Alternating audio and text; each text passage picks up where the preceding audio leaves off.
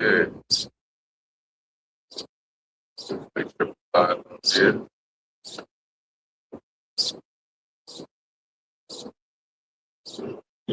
All right, Shalom. First and foremost, we want to give all praises, honor, and glory to Yahweh, Bahasham, Yahweh Shai, Bahasham, Rakat Kodash. Double honors to the elders and the apostles of Great Millstone, and peace and blessings to the elect. And we are here once again, and we're going to get right into it. As you can see in the title, God is about to show his power. All right. And matter of fact, let's start with the book of Wisdom of Solomon.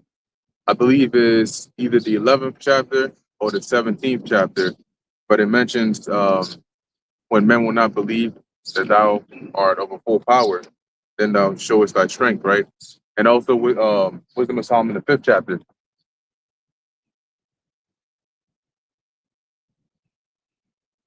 And we'll go into those.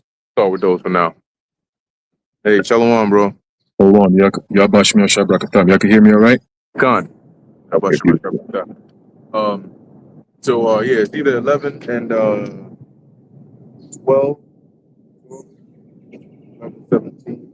No, check 17. But yeah, you know, we're at the point where Yahweh Hashem Yahushua is about to magnify himself as he always did, right? Like he did in the time of ancient Egypt. That's in Romans, the 9th chapter, right? The Lord is the ultimate director. And just as you see the recurring pattern in some of these blockbuster movies, you know, a lot of these top hit movies, it's always they big up the antagonist, right? The villain. The villain story comes in, they make the villain look undefeatable, make the villain look big and bad, and then at the end, the protagonist takes them down. But usually the stories that have the greatest, you know, the most watchers are ones where the villain is just extreme. You know, like freaking The Boys. Yeah, this demon terrorizing everybody for damn near 5 seasons. You know, but the Lord sets it up that way. So he's about to show his power, but in order to fully show that power, as the saying goes, the greater they are, the harder they fall, right? Now, when you look at the story of David and Goliath, what makes that story, one of the things that makes that story so prominent is the fact that David was going against Goliath, right? Because Goliath was such a huge, you know, threat that everybody was afraid of him. That magnified the power of the Lord. Okay. If David was going up against, you know, I don't know, some other boy, and then he just, you know, hit him with the sling, it wouldn't have been that big of a deal. In fact, he probably wouldn't have even had the opportunity because Saul or one of his men would have went in and you know, slew him, slew that young boy immediately. So it wouldn't have been that big of a deal. But the Lord loves theatrics. So that's why he's setting all this up. And this time, just like in ancient Egypt, when the Lord had Aaron and Moses started performing those miracles and basically shut down the economy of Egypt before it was physically destroyed, he's going to do that and then some in this time. And it's going to be more glorious in this time because back then they had some sense of spirituality, right? They understood how the world worked. They understood the concept of a God, you know, the concept of the Lord being able to manifest things. In fact, the Magi's on the left-hand side, they were performing certain miracles on the left-hand side. But in this time, that's all out the window. People are faithless. You know, they have zero concept of spirituality, of superior or higher power, and they definitely don't have the fear of the Lord. So the shock value, I got you, bro. If the shock value was up then, imagine how much higher it's going to go in this time. Yeah, I'm just going to add to your point. Reason why a lot of people have a false sense of spirituality is like certain things they say. There's a saying they have called self-made, where they'll sit there and say, I am God. So they think that they're a God or they have the ability to do things, not knowing that there's a higher power above them that controls all things. That's right. Yeah, God is within you. they don't understand it. You know, and so like you said, they puff themselves up. Yeah. Believing in the manifest it. You know, you think about it's gonna manifest. That's not how it works. They speak out of ignorance. But the Lord is gonna show true power. It says in is it Psalms, thy people shall be willing in the day of thy power. And that's a true statement.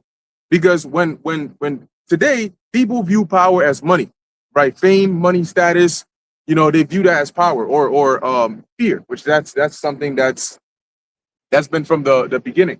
Okay. But in this, and the Lord is going to show actual true power, because when you look at these elites, these Rothschilds, Jeff Bezos, and all these people, they're not actually powerful. They're just rich. Okay. But because the society has conformed to thinking or equating riches to power, they think that these men are powerful. But just like they showed you in the movie Leave the World Behind, when there is no running society, where does that power go? You know, it's not there. Bill Gates looks like an average individual. Okay, all of that is out the way. When society stops functioning, he's not gonna have power. You don't go to him for what? He can't lift anything heavy. He can't. Well, he's an old ass man. Yeah, I was gonna say, to add to your point, really what they have is influence. They're able to move things and move certain people, put people in power. I'm sorry, not put them in Positions. power positions where they want to go. That's why you even have today, right there, social influence. What is it called? Right. Social media influencers. What is it?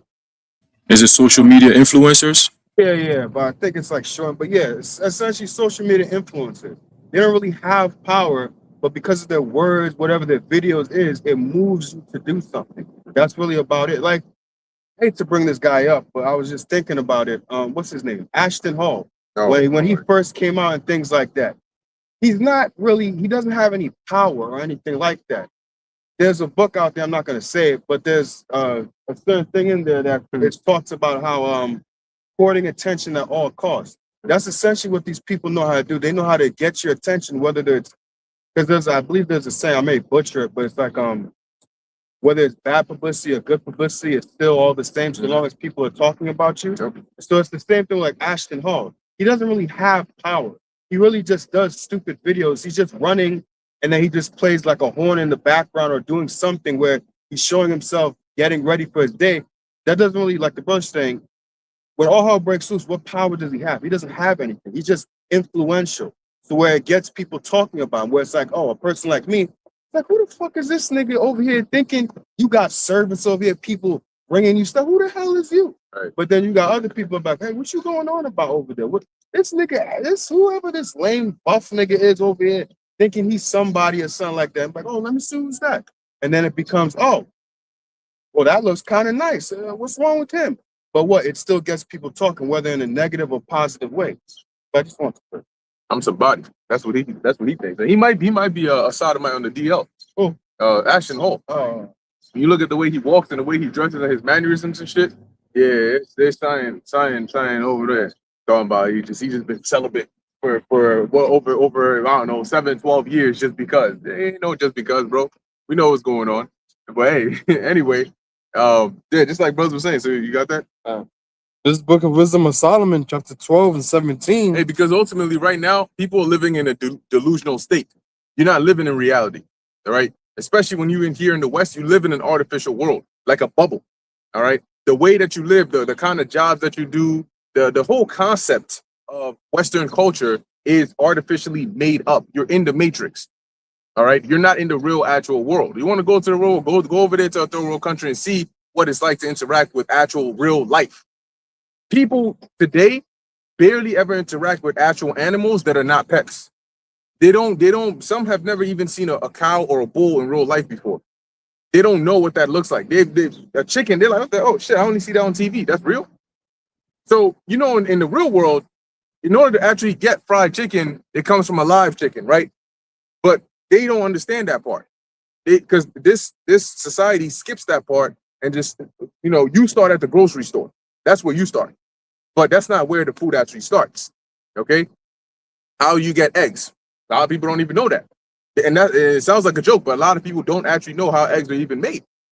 Eggs, I mean, you just go to the store and it's already packaged in a carton and shit. What animal? You can ask people if they did an experiment, they went around and say, what animal, where do you get your eggs from? The eggs that you eat in the you know, you make fried eggs. What animal does that come from? I bet you over 50% of Americans will not be able to tell you the correct answer. That's crazy. It's because they're disconnected from the real world. They live in this bubble.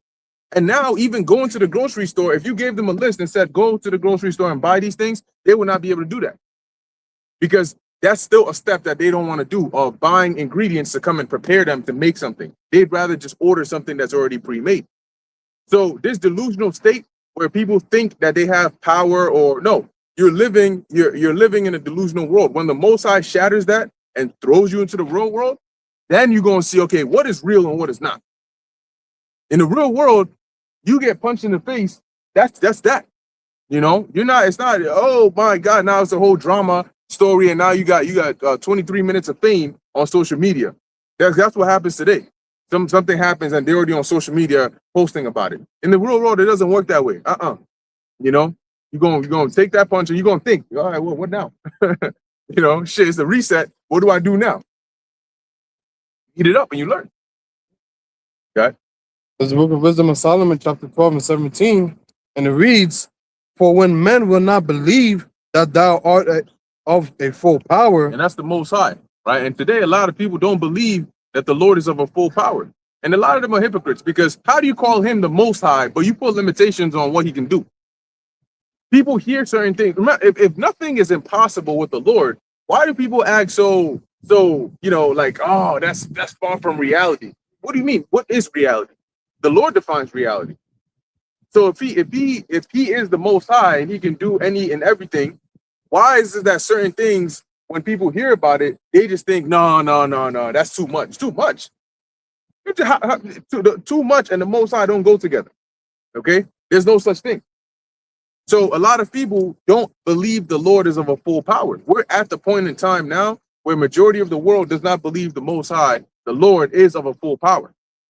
And that's the perfect setup for the Lord to show his power. Okay? You have Christians, they say they believe in God, but when something major happens, the first thing they can think of the solution is carnal. Mhm.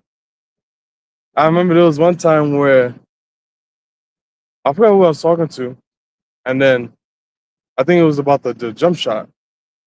And they heavily believed in God or in the Lord. And then I asked them why they got the jump shot. And they said because of work, everyone was coughing, they're going in and out. I was like, it's not an excuse. And then they said it because they were scared. And I was like, that just pissed me off. I was like, I had to walk her because, like, the Lord, nothing's impossible for him. So even if you don't take it, the Lord will protect you. Yeah. And that's why the scriptures mention a remnant. There's only a few people that and a few of those few people that actually have the ability to exhibit true, pure faith in Yahweh Ba'ashem Yahweh Shai. Not semi-faith, but true, pure faith in the Lord. And those are the ones, just like when you go back to the scriptures and you read, those are the ones whose accounts are mainly highlighted in here, like the three holy children. They exhibited true, pure faith in the Lord. And they said, look, our faith is more important than our life. So if it takes our life to show forth our faith, then so be it. If we got to die to show forth our faith, then we're going to do that. And in doing that, the Lord said, look, now, there you go. Now you actually calling my name. See, now I'm motivated to come in there and do something. Because now how does it look? If you put all your chips, you bank on me, and I'm just here like, hey, I don't know about that. That's going to make the Lord look bad. But so few people are able to actually put their full faith and confidence and put the Lord out there because they doubt. They have a certain part of doubt in their mind that says, damn, I'm going to look bad if I put the Lord out there and he doesn't come through. So I don't want to fully do that. So I'm going to leave a little bit of wiggle room to say, well, I said he could. But you know what I'm saying?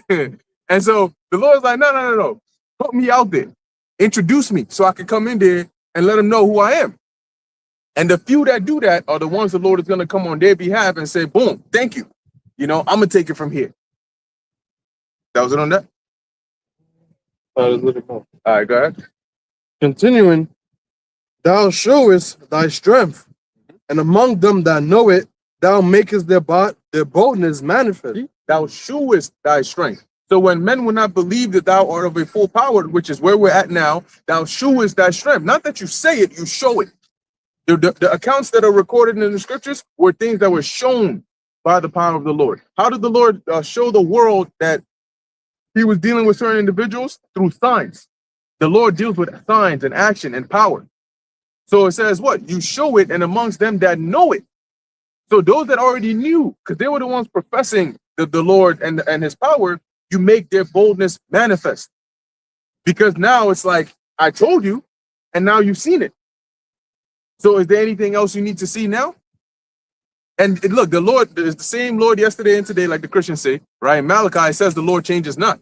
So if this is the formula for the Lord to show his power, and we do it now, what do you think the Lord's going to do? And that's why the title is, the Most High is about to, what's that? He's about to show his power. You got something, Haran? Yeah, I was going to say how in many different occasions when you go into the Old Testament and even in the New Testament, the Heavenly Father showed his power through Yahushua, through the Holy Spirit, onto men who had that faith, who exhibited that faith, right? Because without that faith being exhibited, those actions were not even possible, right? That's why the Lord always banked on the men that actually had faith. For example, look at Gideon. When he was selecting the men to go to war with him, the Lord had him go through a series of procedures to thin the herd so that they could highlight the faith that those men had in the Lord.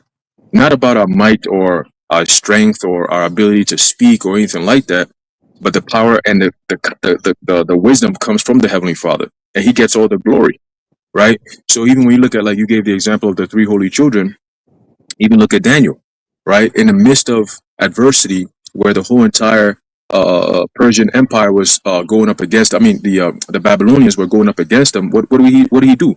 He exhibited faith, right? He called upon the name of the Lord openly, right? And they were able to see that through the windows, and they'd be like, "Yo, this guy is still praying to God, man. He's breaking our laws." Right? These are all things that men of old did. And as it tells you in the book of Romans, the 15th chapter, right, that these are things that were written aforetime for our learning. Okay, so we read these things, we witness these things, and it takes us back to those days where our Heavenly Father was dealing with us in the old times. So he's going to be doing the same thing, as in giving us the blueprint. So when we come back in this time, we're going to be able to exhibit the same amount of faith that those men had to provoke those miracles that they were seeing back then. That's all documented in the scriptures. Things that people read today and be like, damn, they were actually doing this. Yes, in real life. Yes, just like we do certain things in real life now, but the Lord is about to put it on a whole nother level, because we've been calling upon his name for all these years. We've been putting his name out there for all these years. So you got to understand that his appearance on stage is going to be the grandest of them all. Okay, that's why we are heralds of Yahushua. Ultimately, we are bringing in the kingdom, the glory of Yahweh Ba'ashem Yahushua. Okay, so I just wanted to add that in there, that the Most High is about to show his power indeed through his faithful men. All right, I got it. And that's why Yahushua said, anything that ye shall ask the Father in my name, believing, ye shall receive. You see, so, but why did he say that? Because he added the believing clause, because not everybody can believe. It sounds easy, but like the brother said, people are quick to resort to carnality because that's what they're exposed to every day. You claim to be spiritual, and then your actions show forth carnality. How many pastors? Here it is, you see a pastor in the church get into a brawl, rolling up the sleeves and shit. He ready and shit. Oh shit, and he's just like he's like, what's up? He on the stage and shit, ready to go. You got a pastor that came in there with a bat, and now it's like they've turned that. Pastors have become like the new actors, comedians. You come on there and it's like, okay, the goal is how can you be recognized as one of the most ridiculous pastors there's ever been, just for clout, just to have your name out there. That's what they do it for. Now they don't even read scriptures in the churches. They just go in there, and people go to church for a performance. All right, what we gonna see this time? What's pastor gonna do this time? That's what it's become. It's become a show. There was one that I saw of I forgot what country it was, but you basically had this this pastor over there who apparently he comes in there with a big ass garment, and he puts people in his garment. Yeah, like they just like that. Like he just like puts them in his garment. Now they touched up on his skin and shit, and he just like shaking and they shaking and shit. I don't know what that's supposed to do for them, but apparently that's the new shit that's going on over there. And people do it. You got people lined up, ready and shit. I put my best cologne on for pastor's blessing. The fuck? You got men and women in there. What the hell you doing in somebody's sweaty ass between his chest and shit? You know what I'm saying? Talking about you trying to catch the Holy Spirit. That's the unholy spirit. This heat too. Nah. Yeah, that's wild, man. But that's the shit they doing over there. And people actually, like it. It's that's why it says in Romans the first chapter, the Lord gave them up to strong delusions. To actually go in there and think like, yeah, this is holy.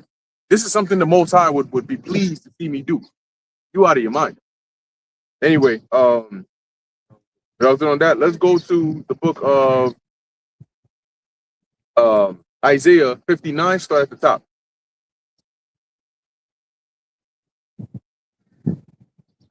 Because it's all about the Lord. It's all about his glory. For his glory. And then also, if you have your pocket for 2nd Ezra 16, around the part where it mentions, then shall they be known for my children. You got it? All right, got it. This is the book of Isaiah, chapter 59 and 1, and it reads, "Behold, the Lord's hand is not shortened, that it cannot save." Yeah. Now, I remember this. The other Tazwan put up a video. I didn't get to watch it yet, but I saw the title, and he said basically something he observed when the power went out. Because like a day or two ago, the heat caused certain places to lose power, and I also noticed that, right? Like when the power was out, these people were like roaches when the lights go out. You know, now everybody starts to come out their crib. Now they come out to the bench. You know, they coming out and interacting with each other and shit. They peeking their heads out and shit. Oh, hey, what's going on? Tank tops, some of them shirtless, taking them little steps and shit. You know, oh, hey, I called them. Hey, they said 89,000 people out of power. You know what I'm saying? Damn. So when that happens, you start to have people come out. They start wondering, like, okay, what's going on? But I forgot. It was a movie I was watching. I think it was Red Dawn. It might have been Red Dawn or another movie, but it was mentioned in there, right? They said, look, the first stage when something like this happens is denial. People expect that, oh, well, you know, it's normal and the power is going to be back on. We just got to wait for it. So they wait and they wait and they wait. And in the movie, it showed for like the first day, like once the sun went down, because it happened in the morning. I think they were hit by an EMP or something. And once the sun went down, people were like, yo, I don't know if we getting this power back because we haven't heard from anyone about anything about the power being fixed. Because usually, let's say you use Con Edison or something, right? Speaker. You use Con Edison or something, right? They would send you a text to say like, hey, you know, there's power outages experiencing in your area, you know, so just bear with it. We're fixing it. But it tells you that in 2nd Ezra, right? There shall be no man to comfort them. These messages that people get comfort them because now they're like, oh, okay, we just got to wait because, you know, they're fixing it. They're working on it. But see, once you get into the second day, like it showed in the movie, people start to say, nah, look, something is wrong. Those are the smarter people. The other ones are like, no, we just got to keep waiting. The bitch has been 2 days. What you mean we got to keep waiting? We ain't hear nothing. You know, like we got to start doing something. And then that's when people start to panic. Once that panic set in, they start to riot. They start to, you know, go up at each other's necks and start getting dangerous out there. Like in American Blackout, I believe. Yeah. Yep. They start getting wild out there. And you have to be smart, man. Especially in those times, you got to be smart. Your life, it's not a video game. You don't get a respawn. Okay? I'm sorry, I was gonna say like the little video you sent the other day with the chick. She was the only one that was acting smart. Like when the building was falling, and the people, which is something you never do, man. Go in the elevator, and it's like, yeah, that was crazy too. But yeah, they went in the elevator and then they came crashing down. She's trying to tell them, don't go in there. It's like, why would you ever go in the building is far and you're gonna put yourself in a small, tiny box? Why would you do that? Exactly. That's the point. And that's an example of wisdom and knowledge of the Lord guiding you. But you have these people where they you know, they're gonna follow the crowd. That's it. Because if the blind lead the blind, they shall both fall into a ditch. You know? So they're gonna follow the crowd because everybody's doing this, so they must know something. No, the majority of them have no idea what they're doing. The first person who tried something, he didn't know what he was doing. The rest just joined because he was doing it. Now everybody's following this guy, and he doesn't know where he's going. And then one person asked, so where are we actually going? I don't know. A bunch of people just start following me and shit. So I just thought I'd just keep going. Nigga, what? You led us down the whole wrong path. You know, and that's how people get messed up because they can't think under pressure. You know, all you got to do is just think, does this shit make sense enough? That's it. You telling us we got to go this way. Isn't that where the fire came from? Yeah, but why not? Nigga, what you mean? Because the fire came from there. That's why not. So we going the other way. It's simple decisions that people can't make in those times. It's called rational thinking. People become irrational when they're under pressure. So that's why even they make like simple mistakes that cost them a lot. Yeah, I was gonna say I can't remember if I read in the book or maybe I watched it on like some YouTube video. But I remember doing it in like actual life where there'll be times 'cause I take the train and people go through the same freaking door, and there's another door, but everybody will go through the same door. And they'll be like, yo, why y'all all going through the door? And when I say going through the door, I mean like not like one after the other, but it's like a long line. It's like, yo, there's another door. Just open the other door so there's more of you to go out instead of having this long line of you. And it's like you realize once you do it, then the others follow suit. Because then I look behind me like this and I see. So it always takes that one person to then, oh, we can open another door. Oh, let's go through there now. I can't remember if I watched a video, a YouTube video. It was a book that I read it. I think they call it some type of like a term or something like that. But like that's how people are. Usually people will just follow. Okay, we'll just all go through the same door, and then you'll be like the different person that'll use the different way. That's like, oh, okay, let's now do that same thing that he did. Hey, that's a trait of sheep right there, right? If you know anything about sheep, normally they'll have the leader, which typically is the females. It's not the males that be leading for the most part. The males be in the middle or in the back, but the females be the ones that be in the front, and the shepherd has to guide where that first sheep is gonna go, and then the rest is gonna just follow. So it's always the first one, and then the rest follow. And then sometimes, if any sheep deviates from that plan or that path, is because something happened in the way or something, and it gets distracted or something. But for the most part, once the first one takes ahead, everyone just follows like a line, just follow through. And that's what Shalimar is saying. It's called the herd mentality, right? Where a lot of people just do certain things just because everybody else is doing it. You see it even in traffic. Like when you're driving, a lot of times when the cars back up, is because you have one dummy in the middle or in the front somewhere that doesn't know what they're doing, and then everybody else is behind them thinking, "Oh, we're doing the right thing." I seen a video where there was it's like a cul-de-sac, right? And you had a line of cars just parked right behind that nigga. It just kept on going on and on and on. And then there's a guy who's like, "Yo, what the fuck?" So he leans out the traffic lane and he starts driving ahead.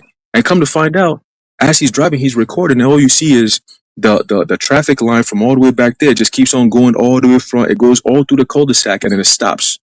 And the first car that stopped right there was a car that was just empty. Somebody just parked the car right there. But because it looked like everybody was just coming to park behind it, it looked like, oh shit, there's traffic and it's a standstill traffic, and we're all just standing here waiting. Dumbass people, bro. Nobody's looking ahead to say, hey, that guy is just not moving. It's just a car that's parked. Why are we all behind him? Most people don't think like that. And these elites know these things. They're going to use these things in the last days to coerce people into certain things. That's why they stopped us from talking, because if they want people to go in a certain direction, right, subconsciously or consciously in a certain direction, and here we are blowing the alarm and saying, that's not the right place to go. We are the sheep that is always deviating from the path that these wicked ass shepherds want us to go to, right? That path that leads to the slaughterhouse. We always the ones that we smell it and we be like, nah, and we just deviate. So we're looked at as the bad sheep, right? In society, whenever you have a bad sheep, that means they're troublemakers, right? They don't go along with the plan. They don't go along to get along. That's us. Okay. So ultimately, those who listen to us, they're going to be like, oh yeah, I'm gonna follow these sheep right here. I'm not going to go over there to the slaughterhouse. I'm gonna go this way instead. You see what I'm saying? So Esau, it's even documented. They have documentations on how when they start their takeover with martial law and all that stuff, what they're going to do is they're going to come after the so-called religious leaders first, people that have political power, anyone who has any form of influence on the minds of the masses. You're going to play along with the narrative that they want to push, or you're going to be eliminated. It's one or the other. Okay, so they're going to be coming after the religious heads, right? People that are, able to influence the minds of people. Like right now, the power that we have in Yahweh Bashmi Al-Shai is to speak to the elect. But in the speaking of the elect, speaking to the elect, everybody else is hearing it. You see what I'm saying? But the elect are the only ones who can actually receive it and do something with it. See, there's a difference there.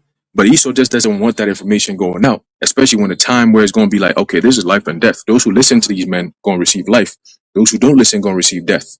And Esau is pushing all death. He don't want nobody to be receiving life, right? So it's going to be a clash. It's a huge clash that's coming, and it's all a clash of against falsehood versus truth. That's what it's all boiling down to, man. All right, but quick precept here, and I'm gonna pass it. This is the book of Exodus, chapter 23 and verse 2. And there's a law. It says, "Thou shalt not follow a multitude to do evil, neither shalt thou speak in a cause to decline after many to wrest judgment." Okay, so in the concept of, as brothers were saying earlier, you got people that just follow the crowd just because everybody's doing it, right? I'm not example he gave that, oh, I took it. Somebody went and took the jump shot. Oh, I took it because I was scared, or I took it because of my job, or I took it because everybody else was taking it that I fuck with, right? Oh, my coworkers all took it so they can go to the club after work. I didn't take it. Now I feel left out. I'm not being able to do things that I normally was doing, like a routine type of thing. Every Friday after work, we go out to get drinks. But just because I didn't take the jump shot, I can't join my friends to go get drinks. Meanwhile, they all going to get the drinks. You know, there's a social pressure that comes with that. And those who are weak, they're going to fall for that social pressure. Okay, because they do these things to be validated by men. Who the fuck cares about these people anyway, man? You know what I'm saying? Who cares if they tell you, yo, come on, man, just go take it so we can all go out, bro. We all standing here because of you, man. Like, we can't go into the club because of you, my nigga. Come on, bro. That's that stupid social pressure that most people will succumb to, right? But for the elect, the men of the Lord, and the women of Yahweh Ba'ashem Yahushai, the children of Yahweh Ba'ashem Yahushai, we know where we're going. So those kind of things, we're gonna be like, all right, man, y'all go. I'm gonna just take the L on this one, man. It's all good. You know what I'm saying? And they're gonna look at you like, come on, bro, like what happened, man? It's just a fucking jump shot, bro. Just take it so we can all be chilling, bro. You be like, nah, man, I'm good, bro. Y'all got it. You see? So that's the mindset you gotta be in to be able to separate yourself from the masses, even when it makes you look weak or it makes you look bad. It's just a surface type of thing because you know what's within, right? You know what's within. You know who you are. You know why you're doing certain things. They don't know why they're doing it. They're just doing it because they're told to, right? But the strength is where you say, nah, I know what's right and I know what's wrong. I'm not going to do it just because everybody else is doing it. Fuck that. Let them do it. You know what I'm saying? I'm going to stand right here and watch what happens after they do it. And that's the position that we're in right now. I'm about to watch the miseries that's going to befall all these people as the children counted as children of disobedience. All right? But y'all brothers got it. That's right. And like you said, it's interesting because that's the time when they seem to care the most about you hanging out. Other times they'd be like, all right, cool. You know, we catch you on the other side, but we're gonna do this. But at one time when it's dependent on something you don't want to do, that's when they get all real influential and shit. Start giving speeches, sermons, you know, educated motivation sessions. You know, hey, bro, look, hey, when you really think about it, even going back to the time of the Romans, you know, they used to get into these kinds of things. Since when did you know about the Romans? You know, but all of a sudden now they super influential. That's because Satan is on them to try and get your ass. He's trying to test how far he can push it with you. You know, all of a sudden, hey man, look. Matter of fact, look, now we all ain't gonna go because well, that's fine. That's fine by me. Look, the that peer pressure shit don't work over here. You know, if we say no, we already reasoned as to why we said no. We got a resolve for it already. We're not saying no for you to try and convince us. We're telling you no because that's the answer. You know, you got people that say they tell you one thing because they want to hear you say something else. You know, no, I want you to convince me otherwise. Don't try it. You know, but you just gonna be unhappy. I'm not gonna be unhappy. You're gonna be unhappy, and that's it. We're gonna call it a day. You know, but what you got to notice, sometimes you got to be able to tell when something is abnormally weird versus when it's just normal. And that's how you know you on the right path, because whenever you're on the right path, Satan will find a way, sometimes on the orders of the Lord, to see how far can I like push you off the path, you know, or like pull you off the path. That's what they're going to try to do. Either push you with adversity or pull you with temptation. Either way, it's going to try to get you to sway off the path. But you're like, look, we here for a reason, you know, you're on business. Go ahead. Oh, like the brother Shalman was saying too, this so-called 4th of July has been real dead, you know, real quiet, real silent, real, you know, just like, it's a dead spirit. All right.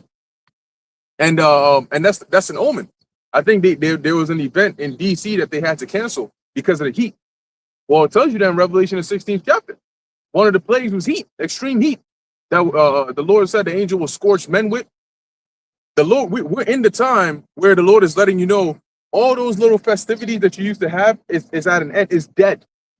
That's why there's in Jeremiah 51, it says we would have healed Babylon, but she is not healed.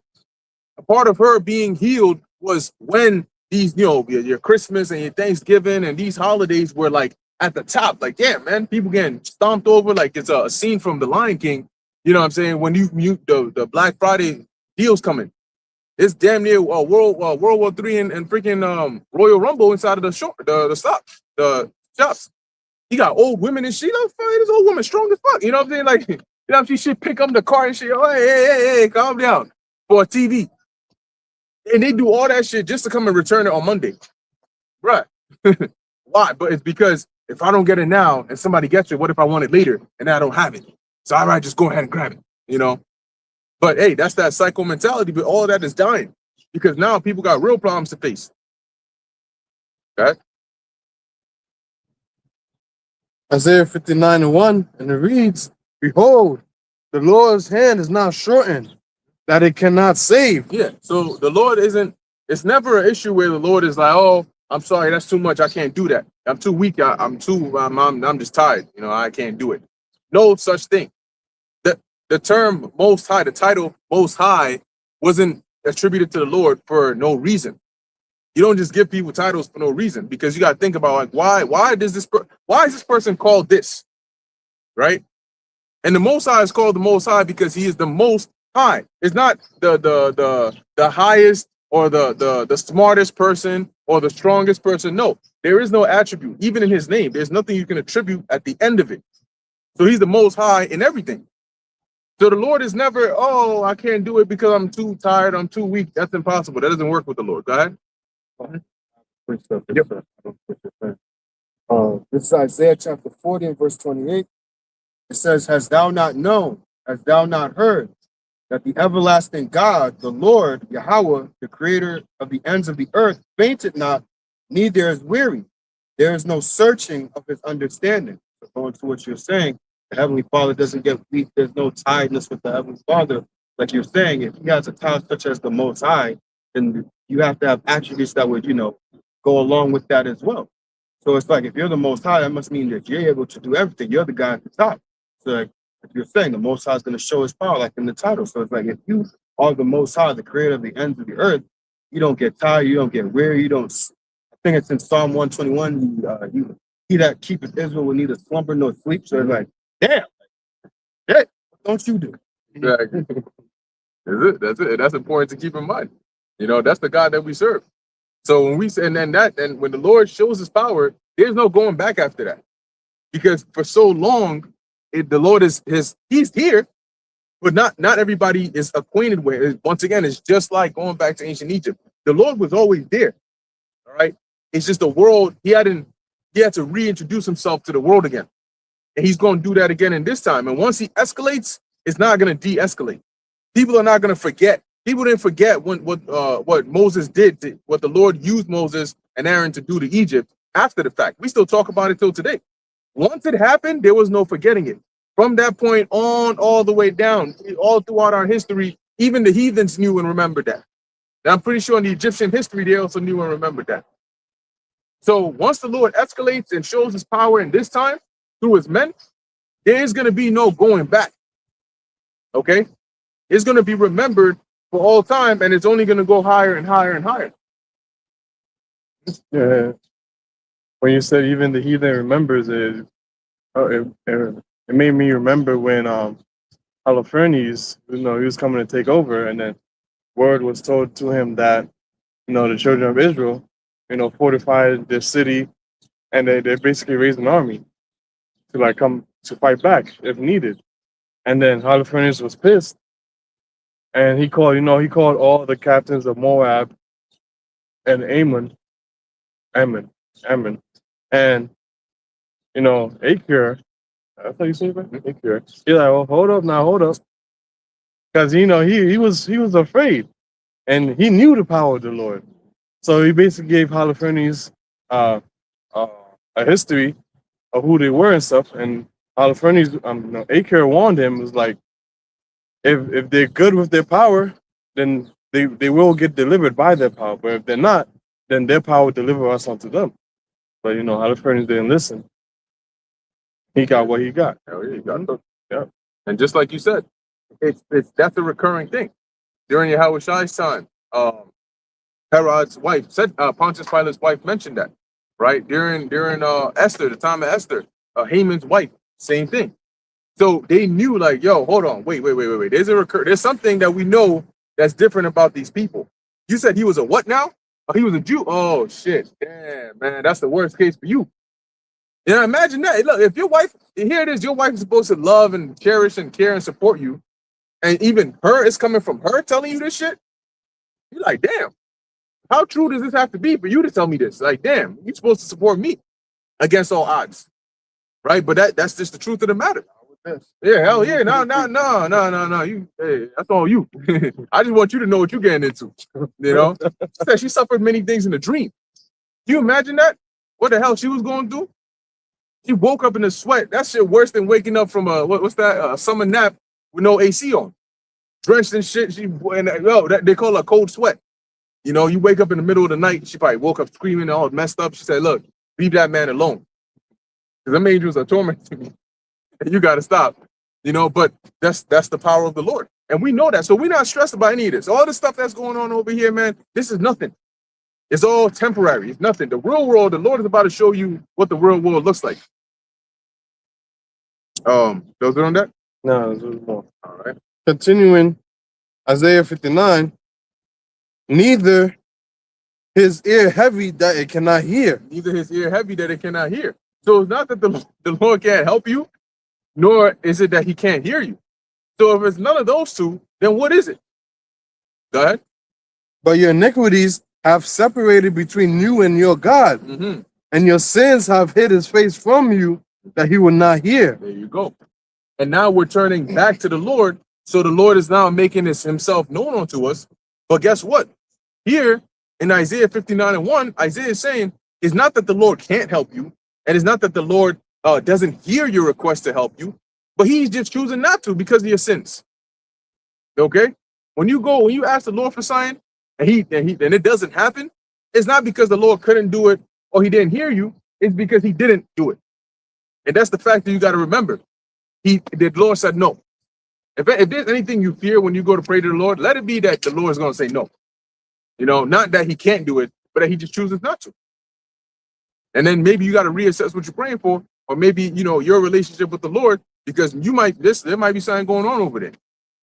Now jump to the 19th verse. This is Isaiah chapter 59, verse 19, and it reads, so shall they fear the name of the Lord from the west, and his glory from the rising of the sun. Which is the east. When the enemy shall come in like a flood, the Spirit of the Lord shall lift up a standard against him. See? And that's going to be through the Lord showing his power. The Spirit of the Lord is going to lift up a standard against them. Just like the Lord lifted up a standard against the Philistines during the time of Judges with Samson. Okay? Just like the Lord, when the Lord put the Spirit on Elijah, Elijah did a lot of great things. But you know what Elisha asked for? He asked for a double portion of Elijah's spirit. Now, did the Lord tell Elijah, oh, I'm sorry, that's too much. I can't do that. No, that's too much. That's too much. Tell him to cut it down. Ask for something else. He didn't do that. And when Elisha met the conditions, what happened? The Lord gave it to him. And you can see in the acts of what Elisha did that was the case, to the point where even his bones were able to bring somebody back to life. So he was filled with the virtue and the essence of the Spirit of the Lord. That was the power of the Lord. Elijah praying over the widow woman's dead son to bring him back to life. He knew that he could do it because he had faith in the Lord. And there's numerous accounts of the Lord's power throughout the scripture. So if he's done it then, how is it that now, which is going to be the scriptures say now is going to be a time like never before. And the Lord has showed his power on this level back then, but he's not going to do anything now? That doesn't even make sense. That was on that. Do we have yeah, let's get that and then jump to Isaiah 13. So we just pray that we on the good side, that we are part of the good vessels the Lord uses to magnify and to glorify his name. The rest of these people, you're going to glorify the Lord, but it's going to be through the other side. We remember when the scripture said that the multitude perish, which was born in vain, the Lord can magnify himself through the destruction that he brings. But that requires somebody to be destroyed. So a lot of people going to end up on that side of it when the Lord brings destruction, and they're going to experience what the wrath of the Lord is like. Because people don't think about that. Oh, God is angry. Oh, who cares? Okay. You going to care when that anger is directed at your ass. But to make the doubt of that. Say that now, but you gonna get that later. Hell yeah. Service meet up with you. What's the uniform? Yep. Yeah, then later it's gonna be like. So you see what happened was they got hubris. Yeah, you go, sure. I was a little too strong with my words. Let me take it back. No, it's too late. And they're gonna try to pull that shit, you know. But we gonna have power. We don't know exact. Look, man, you ain't gonna try to pull fast or slow one on us. Homelander. Mm-hmm. You know, so listen, man, you want me to bring your wife back? I'll do whatever you want me to do. Just chill out. Don't kill me. Mm-hmm. I'm like, nah.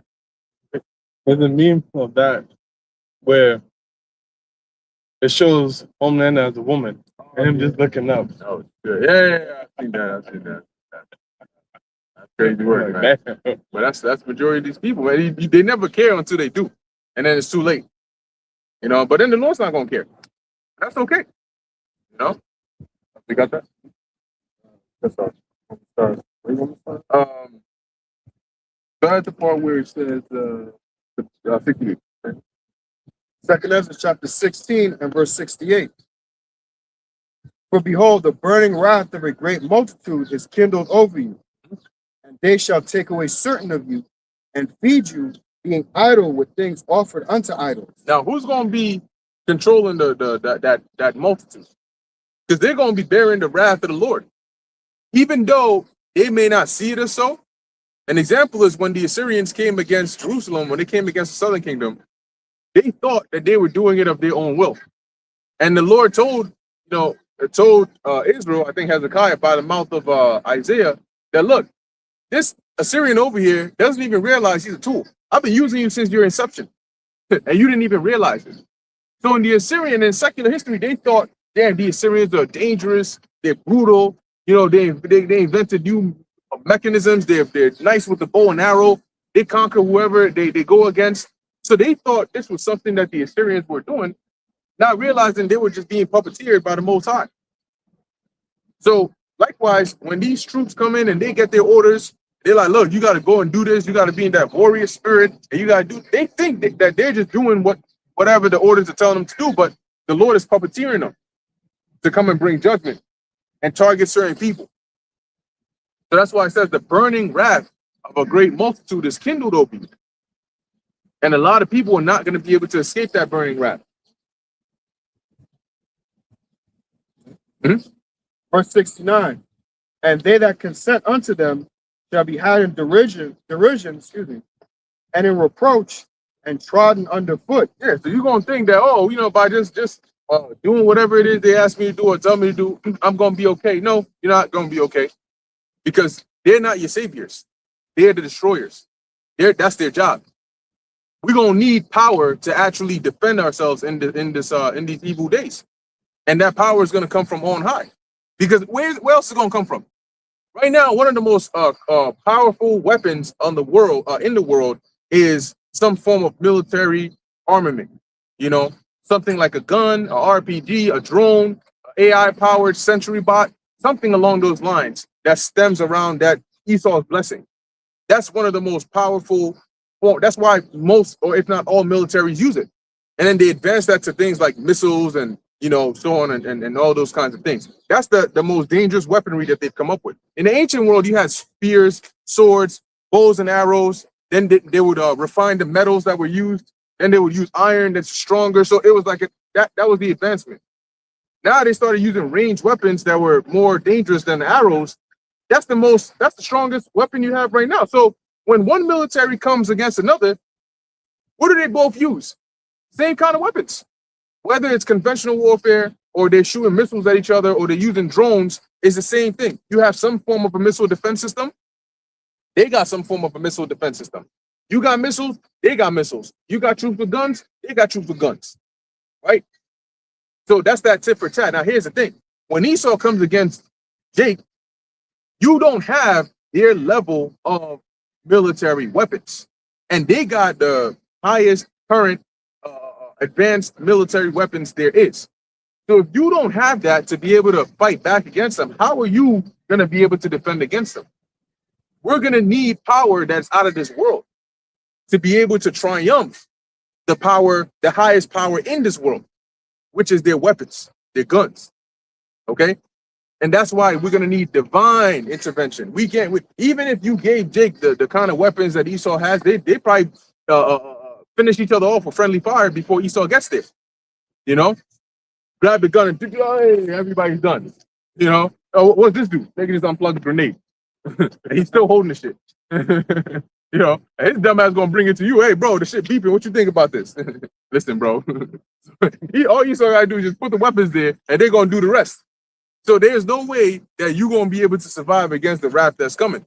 We're gonna need divine power from the Lord, because that's gonna be something the Lord is. What did King David say? The Lord teacheth my hands to war. So that's gonna be something the Lord's gonna program us to be experts at using, not us trying to learn how to use Esau's blessing and then inflicting wounds on yourself. That shit is embarrassing as hell. You reading the article, so Nick shot himself. What? You were in a shootout and you shot yourself? Nigga, what you doing? That's Fighting back. Grandmaster Jay and his people. Yeah. Zooted up and booted up and not afraid to bust. Now he in jail somewhere and shit. You know, so that's that spirit that they got, but it's all for naught. This is, we're gonna talk about true power, talking about stomp your feet and the freaking buildings collapse and shit, you know, on some like controlling things with your mind. Like, that is the kind of power that's gonna put fear in these devils. They're gonna think quadruple times before coming up against us. Really, the Lord. Anyway, where we at? Oh, yeah, back in there. 2nd Ezra chapter 16 and verse 70. For there shall be in every place and in the next cities a great insurrection upon those that fear the Lord. They shall be like madmen, sparing none, but still spoiling and destroying those that fear the Lord. So they're gonna be like madmen sparing none. They're not gonna try to hear excuses. You can't pay them off. You can't try to offer some ass because they're gonna take that anyway. So it's like, it's like you coming to my house and welcoming me home. Nigga, what? I came outside to greet you. You step in front of me and say, oh, please come inside. What? It's my house. Why are you offering me a welcome to my house? So that's what they're going to look at you like. Listen. I was already going to take the ass. You offering it to me doesn't make a difference. You know, it don't make me no difference. You know? Oh, no, I ain't come look for that little boy. You know, so, because they're going to come in there knowing they got the power. So that's not leverage for you. You got these women out here thinking, oh, you know what? I'm gonna do something. Oh, and as a matter of fact, you're gonna realize that when you get into a life and death situation, sex is not the first thing on people's minds. Okay? The first thing is survival. So it doesn't matter how good you look, they're not seeing that yet. That the feeling of, oh, I'm trying to take that comes later. That's why a dude and his chick will be walking, and there's danger, and the dude books it. Damn, bro. Your chick find this shit, you just left her there? Yeah, well, he trying to live, you know? So when you, there's a TV show, I think it's Black Summer. There's a scene in there where the zombies are coming, and there's a group of people in a car, and they pull up to a certain house, and there's a guy and his girl, and they're like, please, the zombies are coming, please, let us in, we'll do anything. And the chick says, look, I'll even blow your rod. And then the guy's like, yeah, she'll even blow your rod, just let us in there. So at that point, he's like, they're just like, yo, we'll do whatever to get in here. And you know what the people in the car did? They said, nah, we good. And they just drove off. So at that point, it's telling you that, look, bro, what you think, because you're in an over-sexualized society, what you think, oh, anybody would drop down for that. Oh, if a chick came up to you, she fine shit. And she said, look, I'll give you the time of your life. And any dude would say, yeah, nobody would be able to resist that and say, no, start that shit when all hell breaks loose and see what happens. Before you finish the sentence, he's already gone. You know, and now you stuck with the predators in the back who heard you. You spoke a little too loudly. This thing just came out of jail. He's been there 15 years. You say you do what now? Hey, that's heavy that you said that, and that's why a lot of women are gonna flock to the men of the Lord, because the scriptures tell you that the man is going to be like a covert from the tempest, right? Meaning you're going to be a sense of protection from a lot of women, because remember, sex in them days is going to be a transactional thing. Like, it's going to be like, look, I'm gonna give you some box, and in return, I get protection, and I get to be underneath your roof, right? That's why in Isaiah 4:1 it says that we would eat our own bread and wear our own apparel. Only let us be called by thy name. In other words, we're gonna give up the box to you, and we're gonna be your woman, right? All we need is for you to be our man, and that's it, right? Because they know that a man of the Lord is the only way for their survival. When you look at all these other men in society, they're all gonna be cannon fodder. Okay, they're literally gonna be in the sight of the sniper, which is Yahweh Ba'ashem Yahushai. All right, Ezekiel the 9th chapter tells you that. So those men who don't have that exemption from judgment and destruction, they're gonna get got. That's it. It's just that simple. Okay, because when you really look at it, they're the reason why the society is the way it is, right? Weak men have constructed this whole ass society that we're living in, where women have all this liberty and they bring all this confusion, all this madness, and niggas just go along with it, right? So there's gonna be judgment. You can't answer for all these things that you've done, right? A lot of you niggas just don't even know why you do certain things. You just live. You just wake up and you just go about your day, not no purpose, no reason, just out there being a wicked ass demon. And the Lord's gonna call all you niggas out of here, man. All right, Esau is coming down with that sword. He's gonna call all you whole ass niggas up out of here, man, and pave the way for the real men to step in and reinstate that real order back in this society, which is very much needed. Everywhere you go around the world, everyone is clamoring and starving for what? For righteousness, for truth, for life, because they've realized, yeah, man, following after the ways of Esau and letting him establish his ways has done nothing but bring us death and destruction. Okay, look at the decay of the earth right now. It's because we allow Esau Edom to run roughshod, telling the world how to live their lives. Forget about being in one with nature. Forget about your customs. Forget about your laws. We're going to bring everybody under one order and just wickedness, man, underneath some AI bullshit. That's Esau for you, man. All right. And like you were giving that example of that, the arrows, right? Just like the arrows over time, it just progressed. It went from just a regular bow and arrow to now the missiles. And the Lord uses the same verbiage as arrows to describe the missiles. Okay. So it's just an increase in technology over time that they went from bow and arrow to now the actual missiles being the bow and the arrow. Okay. And it's going to do the same exact thing. It's going to be used for war and it's going to bring a lot of mass death, because when you shoot an arrow, it can get only one target at a time. Right. But if you shoot a missile, that kind of arrow, you wiping out billions of people at a time. You see? So the Lord has everything strategically done for a reason. And a lot of people going to be caught out in those arrows when they get shot up, man. All right. But your brothers got it. Right, that's right. So where we at with it? Verse 72. Second Ezra chapter 16, verse 72. For they shall waste and take away their goods and cast them out of their houses. And that's going to be happening to a lot of people. You know, and then some people are going to have to flee out their houses just to survive. You know, like, oh shit, you just barely made it out. You here it is, you trying to climb out the fire escape, and then there's dudes down there waiting for you.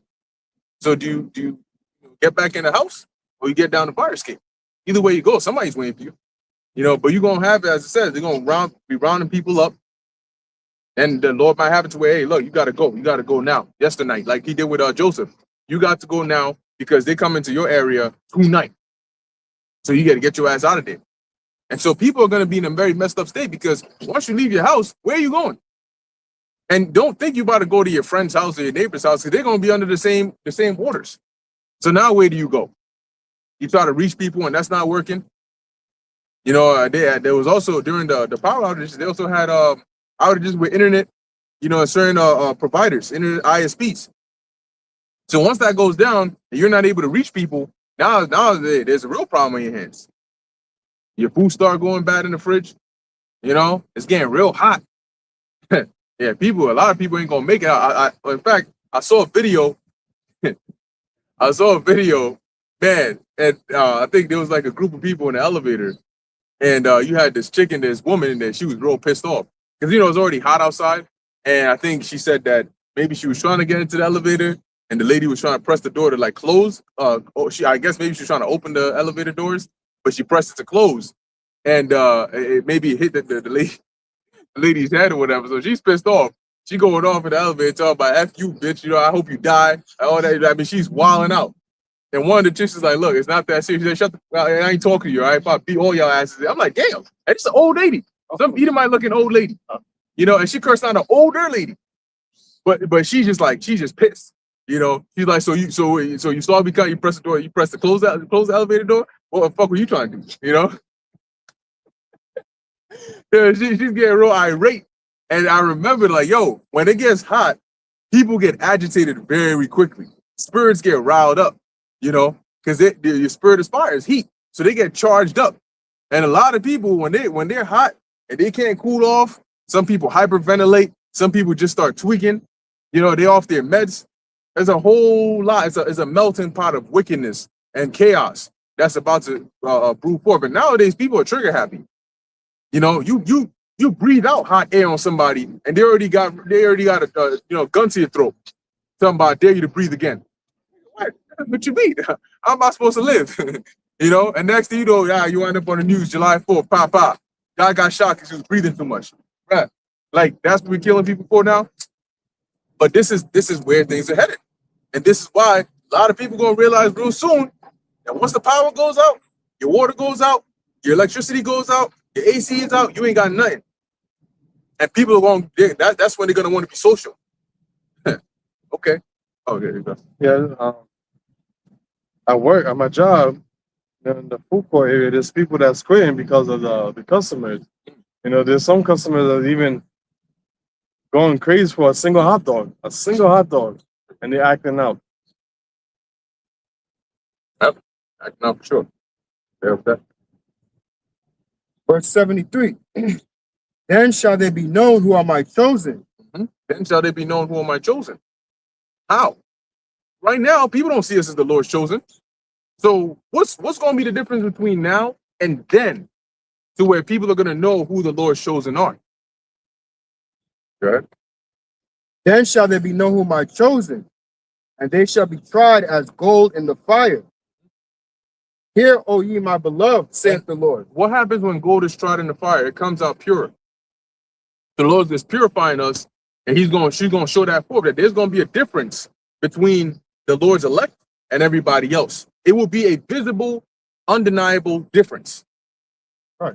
Just like actual, if there's gold inside of like a rock or whatever, purify it, because you can see a little bit of the shininess in there.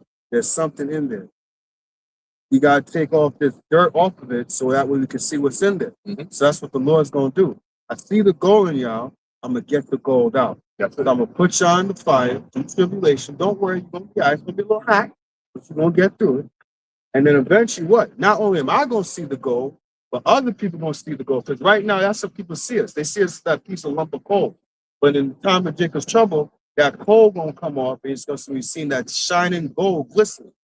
And it's going to be like, oh, you. Especially with women. Oh, you. Oh, now me, huh? Hey, big head. No, bitch. Don't bring that shit over here. It's very hot. It's very hot. And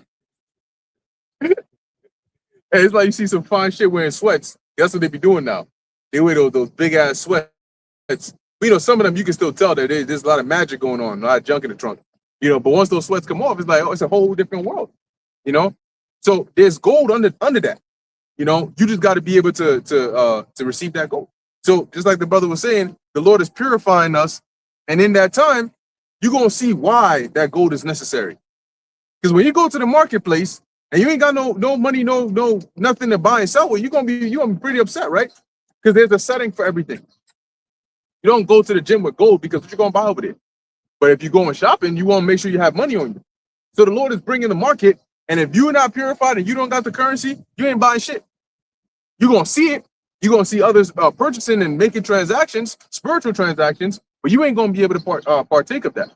That's what makes it more painful. Witnessing others make the transactions you can't make to get the things you need, but you can't have. Man, that's gonna hurt. And then you wonder, well, how are you able to do it? Well, the same time that you were fooling around, I was doing what the Lord asked. That's how.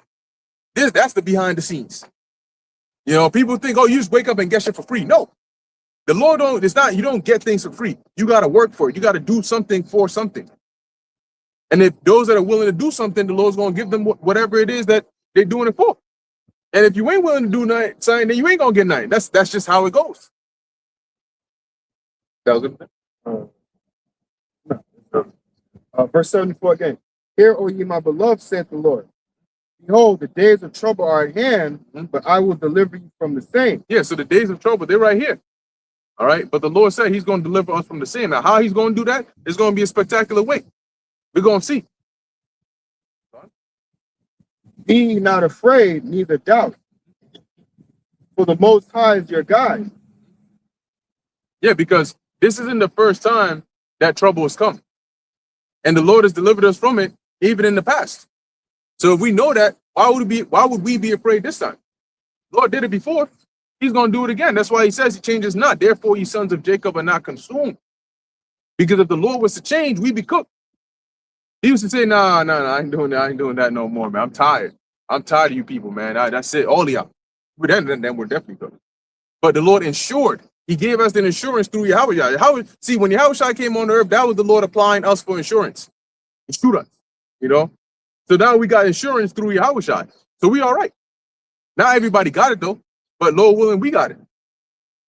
All right, so let's go back to that. How long you got, son? All right, let's jump down to Isaiah. This is the book of Isaiah, chapter 13 and 1, and it reads, "The burden of Babylon, which Isaiah the son of Amos did see." And you know, you got to think about these things. Like when society is still functioning, and you have these little, nuances, like these little tiny things that happen every so often. The power goes out, or it gets real hot. Like you got to imagine these things. Like, yo, if you can't handle a situation like this, what are you gonna do when this is the permanent way of life? Like, oh, it's hot, but I know once I'm out of here and I get into my car. I saw people doing that too. They got into their cars and then they turned on the AC and they just chilled in there till the power came back on. But if it was an EMP, that shit ain't gonna work, right? So sometimes you expose your mind to like, okay, if the worst possible situation happened, what would that look like? So at least if it happened, you wouldn't be in shock because you sort of already exposed your mind to it. But you got to think like, yo, the times that are coming are going to be far worse than this. If I can't go through this, and if I don't see this as like a tiny, hindrance compared to what's about to happen, it's going to be real difficult, real hot, to try and make it through the times that are going to come. And people don't expect that. They don't think in their minds, oh, this is just a glimpse of what's no. They just think, no. This is it. We deal with it. We end it. We call it a day. The power's back on. Everything is sweet. Okay. I got a quick precept to back you up here. That's it. This is a book of Isaiah chapter 33 and verse 6. It says, "And wisdom and knowledge shall be the stability of thy times, and strength of salvation. The fear of the Lord Yahweh is his treasure." All right. And why is this highlighted? Because, like brother said, all right, when shit goes down, most people are going to get caught out there because they're not mentally prepared. All right. It takes a different mindset to be mentally and spiritually prepared, because at that point you're physically prepared. The most important thing is to be mentally there. If you're mentally there, that's 90% of the battle right there. The other 10% is just the shit that you're going to be dealing with in the physical. But the real work is the mental part, right? Is the mental part. Just like I believe it was Marcus Aurelius who said it. He said most of the times people suffer for no reason, right? Because 90% of the things that people suffer is all in the mind. And then 10% is actually what actually physically happens that you actually have to deal with, right? So if you're 90% of the time you're stable in the mind, you're good. You're good. You're playing in an unfair game at that point. And that's what the Lord has prepared his men, women, and children to be in all these years, with preparation of knowing the times that we're about to enter into. We've always been preparing for that time, okay? Because we know that this is what is required to go through this and then get into the kingdom. Like the Apostle Paul said, through much tribulation shall we enter into the kingdom, right? With much tribulation. So we know what the times are at hand is all going to entail, right? It's all in the scriptures. The Lord gave us a blueprint, but he also assured us that he's going to be with us in these times, right? He said, "I'm with you even unto the end." So at this point, Yahushua is with us. He gave us the wisdom, knowledge, and understanding. So he's the one who's keeping our minds stable for the times that we're about to enter into, something that the rest of the world doesn't have. Okay. And that's why we know they're going to get caught off guard, because if they were to know even a little bit of the things that we know, they're going to be good. They're going to be like, yeah, I got the truth. You see, but because they're so unaware with what's going on, they're going to get caught off guard, man. You don't have the mindset. You don't have the spiritual, because remember, the mind leads, the body obeys. So if the mind is not at ease and is not stable, the body's definitely not going to be stable. That's when you're going to have the unrest, right? It's going to be social unrest, right? All kinds of different unrest because their minds is not at rest. Okay. That's why people are going to be storming into the streets, because they want to use carnal means to survive a time that you need to be more spiritual. You see what I'm saying? And people are going to be like the scriptures tell you. There's an old saying that says that they're going to be out of their wits. All right, they're going to run out of their wits, not for women, but for survival, because of the things that's going on. They're not going to be stable in the mind. Okay, and that alone, like I said, is the biggest hurdle that a lot of people are going to have to jump over. But they're going. It's like trying to jump over a hurdle and then you trip. Right? You come with all this momentum and then you fucking trip. You ain't going nowhere. The race is over at that point. Just get up and walk off. And that's what a lot of people are going to be doing. You got it, bro. Yeah, that's crazy word. They never see my face again. Probably find me in Morocco somewhere, cleaning tables and shit. Go ahead. Isaiah 13:2, and it reads, Lift ye up a banner upon the high mountain, exalt the voice unto them, shake the hand that they may go into the gates of the nobles. Yeah, that's what we're doing. You know, we're doing that now by preaching His word, as the Lord has commanded us to do. Go ahead. I have commanded my sanctified ones, I have also called my mighty ones from mine anger, even them that rejoice in my highness. The noise of a multitude in the mountains, like as of a great people, a tumultuous noise of the kingdoms of nations gathered together. Yeah, the first few verses are really going into the introduction, right? Because this is a vision Isaiah saw going into what the Lord has commanded us to do, right? And to teach. And now He's prepared the times via the angels, via the prophets, ultimately to usher in this destruction that He starts to mention here. So now He starts to describe those mighty ones. Read that verse again, from a far country, which are the missiles. Okay, it's personified to sound like it's you know, like an army, but it's really talking about the missiles.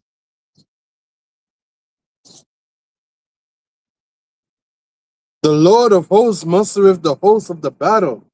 They come from a far country, from the end of heaven. Yeah, that's why they're called intercontinental, right? Those missiles that fly across continents, they come from far ends, right? And the Lord said that way because if you really look at it, a lot of the adversaries of the U.S. are on far ends. You know, they're like across the planet. They're intercontinental. You know, so it makes sense that they would, as it says, they come because it's a vision concerning Babylon. So that's why I said they come from a far country. Because when Russia shoots their missiles, when China shoots their missiles, when those other adversaries, even the EU, shoots their missiles on the U.S., it's going to come from across the ocean. Go ahead. Hey, Even you know, real quick, you know, it's spiritual that you just mentioned that because even the Apostle Peter, I believe in First or Second Peter, he was giving greetings and salutations to the church in Babylon, right? And that phrase or that reference is really referring to the believers who were in Rome, right? So they were referring to Babylon as they were referring to Rome as Babylon, and America is also spoken of in prophetic terms as Babylon or the daughter of Babylon, and America is the reincarnation of Rome. So it's all spiritual that the Apostle Peter will call Rome Babylon, and then Rome comes back as America, and it exhibits the spirit of Babylon and Rome, right? So it's all spiritual. It's all the same thing, and it's all the same spirits coming back at different times during the time periods. All right, same spirits, same things, doing the same thing, ultimately to end up at the same result, which is America's destruction and the deliverance of the elected nation of Israel. But you got it, bro. continuing Isaiah 13:5, even the Lord and the weapons of his indignation to destroy the whole land. Yeah, so what are the weapons of the Lord's indignation to destroy the whole land? And that land in the Hebrew is Aratzah, which here is once again referring to Babylon. So the weapons of the Lord's indignation are those missiles. Okay, and then all other forms of artillery he's going to have them use, ultimately including the chariots. That's why it's going to be so much concentrated heat, so much fire. So it's going to be like a lake on this land. And these people who are about to get burned and cooked up have no idea. They're like, that's why it says they're like sheep to the slaughter, because the person, say you own a whole flock of sheep, right? And you're like, oh, a guest came by, so we're gonna get the fattest, the best of the flock, and we're gonna sacrifice it, and we're gonna make this meal. That sheep does not know that you coming for him. You know, because you planning. Oh, my friend is coming over in a week, so I'm gonna make sure that that's the sheep I'm eyeing right there. So the sheep is going about this day, and then he sees you coming, and then he's like, yo, why are you coming closer to me instead of everybody else? And once you grab the hands and the legs, oh shit. And that's when they start to, oh shit, it's time to go, huh? So the sheep don't know until you grab them up, because the shepherds and the workers come in there for many reasons. Sometimes they'll come in there to come and lead them out to go on grades, come and do all this. So that's these people. They're like the sheep that doesn't know is about to get slaughtered. And they're just walking about doing their regular day-to-day. Meanwhile, the council is being had on the outside, and they're in the sheep pen right here, not knowing that their ass is ready, fit for the slaughter. And the thing about it is, the way the Lord looks at you, like how he looks at the fattest calf, is the more sins you got on your ass, the fatter and juicier you look. You ripe for the sacrifice. They say ain't nobody eating your ass but fire. Good. Sorry, I think that's in what's that, Revelation 14, where it talks about the harvest. If I'm not mistaken, is right. Yep. Rusty in the sickle. Yeah. Right. Yeah, for the harvest is right. So it's like, yo, now is the time. It's perfect. Perfect. It is perfect. You know, we're finally at the point of the great harvest, the end of the world. Yahushua spoke about this over 2,000 years ago when he was here. This is the moment that we've all been waiting for. This is one of the best parts of the Lord's movie. And he's been watching everything patiently unfold. Look, when somebody comes up with a master plan, usually the plan has some like peak point where everything converges and it's like, okay, boom. Paul mentions that, right? He mentioned that the mystery of God that had been hidden from the beginning of the world is now going to be revealed. So the Lord is like, look, the reason I did this, the reason I did that, the reason you went into this captivity, you went into that captivity. I gave you the laws on this mount, even though you weren't perfect. I had you do this and go through this. It was all to lead up to this very moment right here. When I told Abraham what I told him in the beginning, it was for this moment right here. All of those things. The one who is the master planner is excited for the world to see his plan manifest. And those who are privy to it are excited to see what it is that's been planned for so long. So that's why even Yahushua doesn't know the exact details of his return date, because that's part of the master planner's plan. And if a magician gave away his secret, then the trick wouldn't be that astounding. So I was gonna say, so we're at the moment where the Most High's been waiting for, Yahushua's been waiting for, the heavenly host has been waiting for, and we've been waiting for.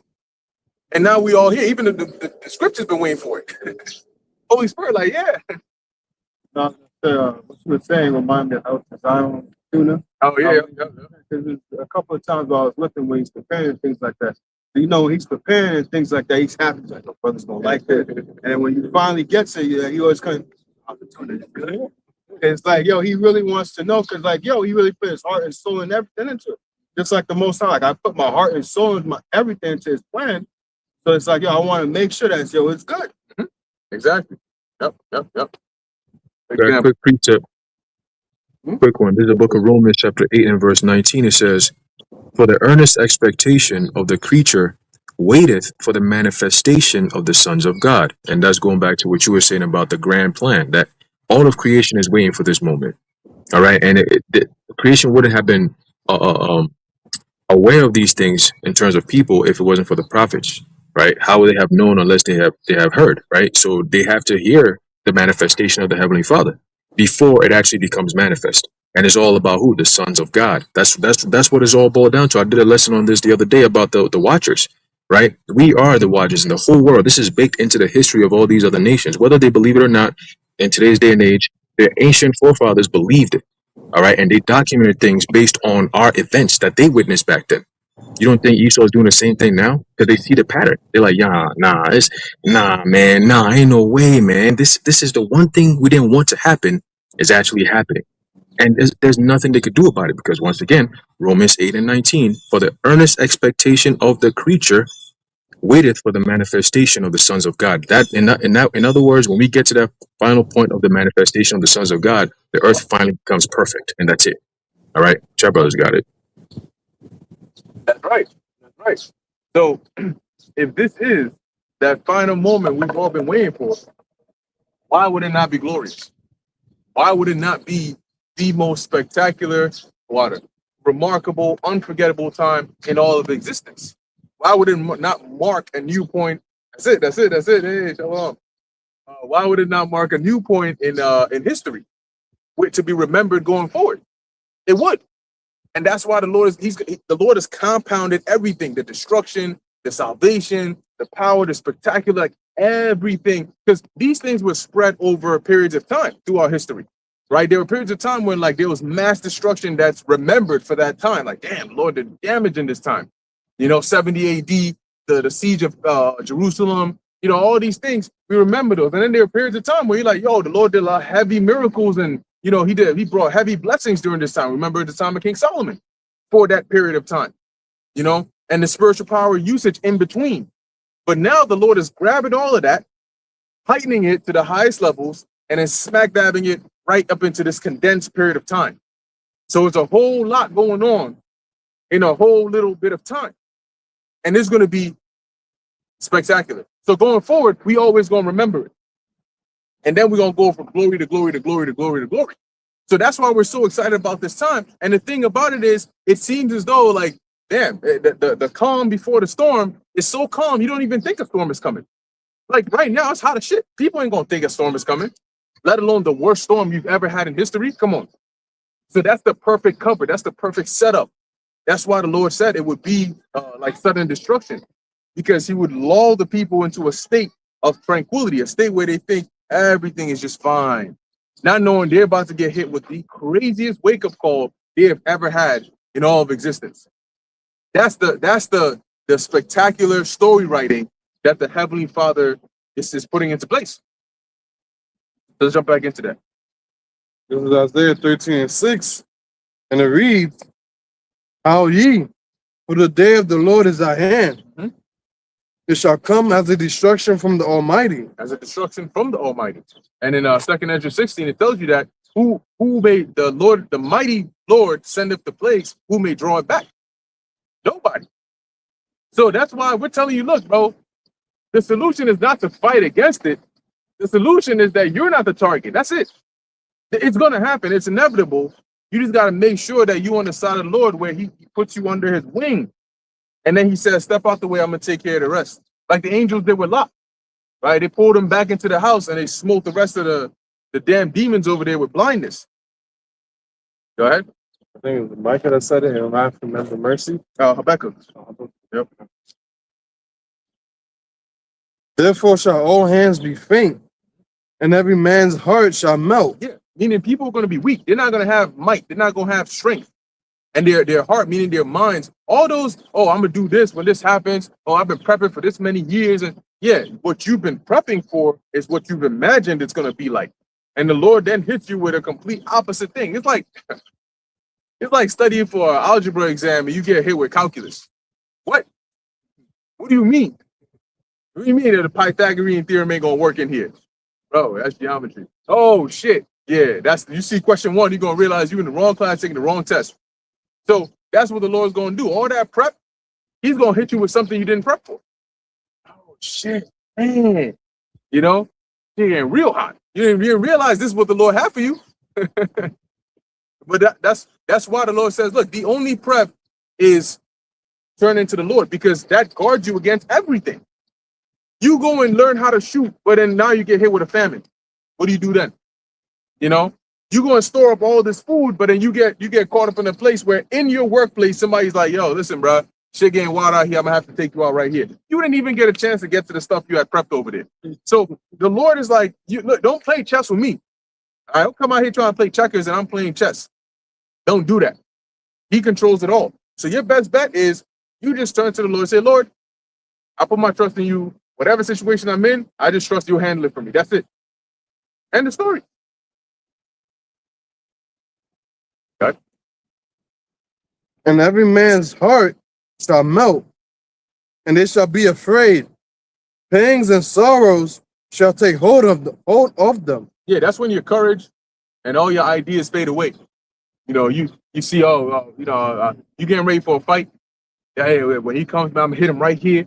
Boom, go for the liver. You know, I'm gonna slip. I'm gonna hit him right in the center. You know, where he's not, he ain't gonna be expecting it. I'm gonna get him on the top. You know, and once he does this, I'm gonna do that. And what if he doesn't do that? You know, you plan the whole thing, and then you do it, and it doesn't land, or you do it and he doesn't do it. He just eats it up. Or the second you see the nigga in the ring, there was a video of this boxer. He's like, he's all the fat side of things, right? His stomach got a stomach, that kind of dude. And he's out here, you know, he's walking and shit. He gets into the ring, and then his opponent walks in. He looking at the opponent. He's like, man. He gets out the ring. He walks slowly out the ring. He walks his ass back to the backstage, and that's it. He ain't even fight no more. He's like, I don't want to do this. He lost all form of courage, strength. All of that disappeared. And that's what it's gonna be like when the Lord brings his judgment. All the stuff that they thought they were gonna be able to do disappear, it just melts. Oh shit. Yeah, nah, this ain't the one. Guys.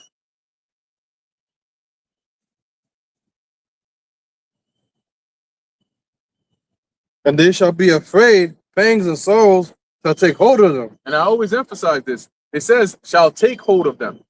Not that they're going meet you halfway, they're gonna chase you around playing tag. They're gonna take hold of you. That's like if somebody was chasing your ass, like in football, and they tackle you, you're trying to get away from them, and they're trying to get closer to you because you got the ball. And next thing you know, this big bag Betty's grandson on a quarterback, not a quarterback, whatever, them big linebacker, whatever. He just, what the hell? Hold on. His biggest size and his speed are not adding up. Why is he that fast? And all you see is boom, and then bam, you just get hit, and then they stay on you. Like, bro, the ball's over there, and the ref just blew the whistle. Why are you still on me? And he just holding your ass and shit. That's how it says, pangs and sorrows shall take hold of you. Because, when you're put in a scary situation, you don't go looking for fear. Yo, fear, somebody got a gun to my head. You think you can pop in real quick and make me scared? You don't do that. The second you hear some gunshots, that fear is like, listen, bro, I've been with you the whole time. Fuck you, not this one. It's gonna be coming after them like the nigga from Get Out, Walter, when he tells yep, that's it. That's it. Full speed, no turns, no nothing. Or that dude from what's that movie? Split. The guy who plays the Beast. Nigga starts on 2 and goes into all 4. Like, yeah. When you see a man running on hands and feet, don't even run, bro. Because I don't know what you got to do at that point. This nigga ain't human. Go ahead. They shall be in pain as a woman that travaileth. As a woman, listen to the examples that are being used. This isn't light. Look, it's not saying you're gonna be in pain like somebody who stubbed their toe, or you're gonna be in pain like somebody that got accidentally slapped backhanded. As a woman that travaileth. If you go to the maternity wing of a hospital, you hear the screams over there. And that's they need a whole support team for some of these women, especially when it's their first time, to keep them going. Like, look, you gotta do it. And some of them, even after the drugs they give them to reduce the pain, they still screaming like it's 1984. So you're like, yo, like, what's going on here? And that's what the scriptures are comparing the pain people are gonna be in to. So can you imagine that? Man, right? They shall be amazed one at another. It's like when you watch those war movies prior to when they had the painkillers and the numbing serums and shit, and they look, the numbing serum they had was put a branch in this nigga's mouth, or like fold a rag and shit. Maybe if it's a dirty old rag, the scent might distract them. There you got somebody's dirty old gym socks in your mouth. You're like, damn, this nigga be stink. and then the bitch pull out a saw. What? Listen, let me die. Yo, that's what they used to do, because what else they gonna do? Yeah, your leg's infected and we can't treat it. So what you gonna do? Bring out the saw? And the saw is painful as shit, because the saw is not a one-time cut. A saw is, they go, you hear these things, but what are you gonna do? Some of them pass out because of the pain. When I forgot the fat boy from Game of Thrones, when he healed the dude, he was having like the infection that was going around his body. Yeah. Oh yeah, when he was pulling Yeah. I'm not gonna lie, the acting was good on Alpha. I was like, damn, Sam Tully. Yeah, that was his name? Yeah, that was the fat guy's name. Yeah, that acting was good because he had to actually peel off that. It was like embedded rock scales, and he was plucking. Oh man, So that's the shit. Like, the Lord is saying, like, that. That's an example of what, like, Isaiah was saying, because in that time, you wonder why the scriptures mention women in travail so often, because at that time that was probably one of the most painful experiences that they knew about.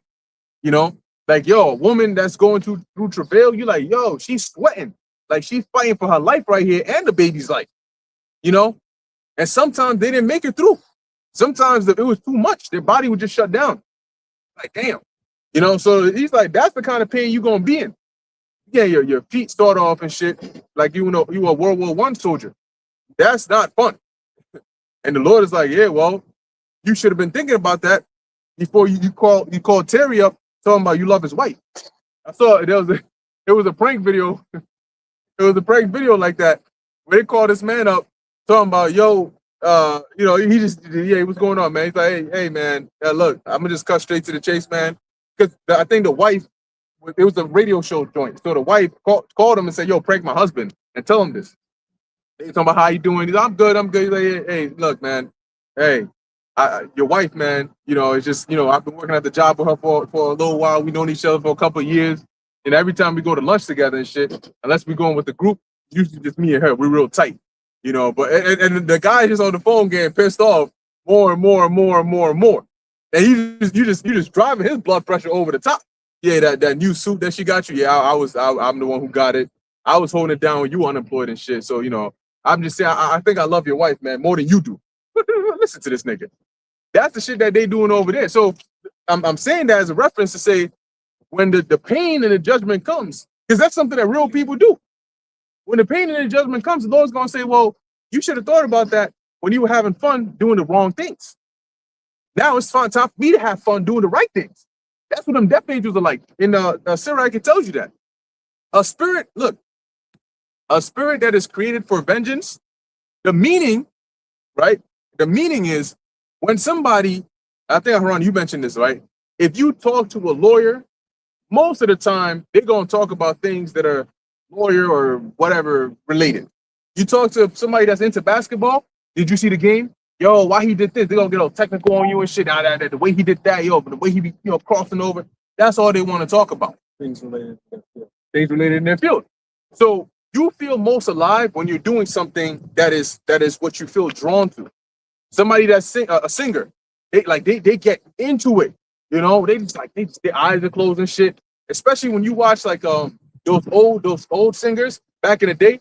You know, the Jake ones, they be on stage either playing the clarinet and shit, sweating bullets, and they just like, you know, got the freaking fans' toes wiggling and shit because of how good the music is.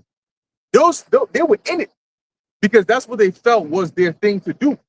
It's like when we're prophesying and the spirit is on you, and you just feel like, man, that's a good lesson. That's how these spirits feel when they're about to execute judgment on your ass.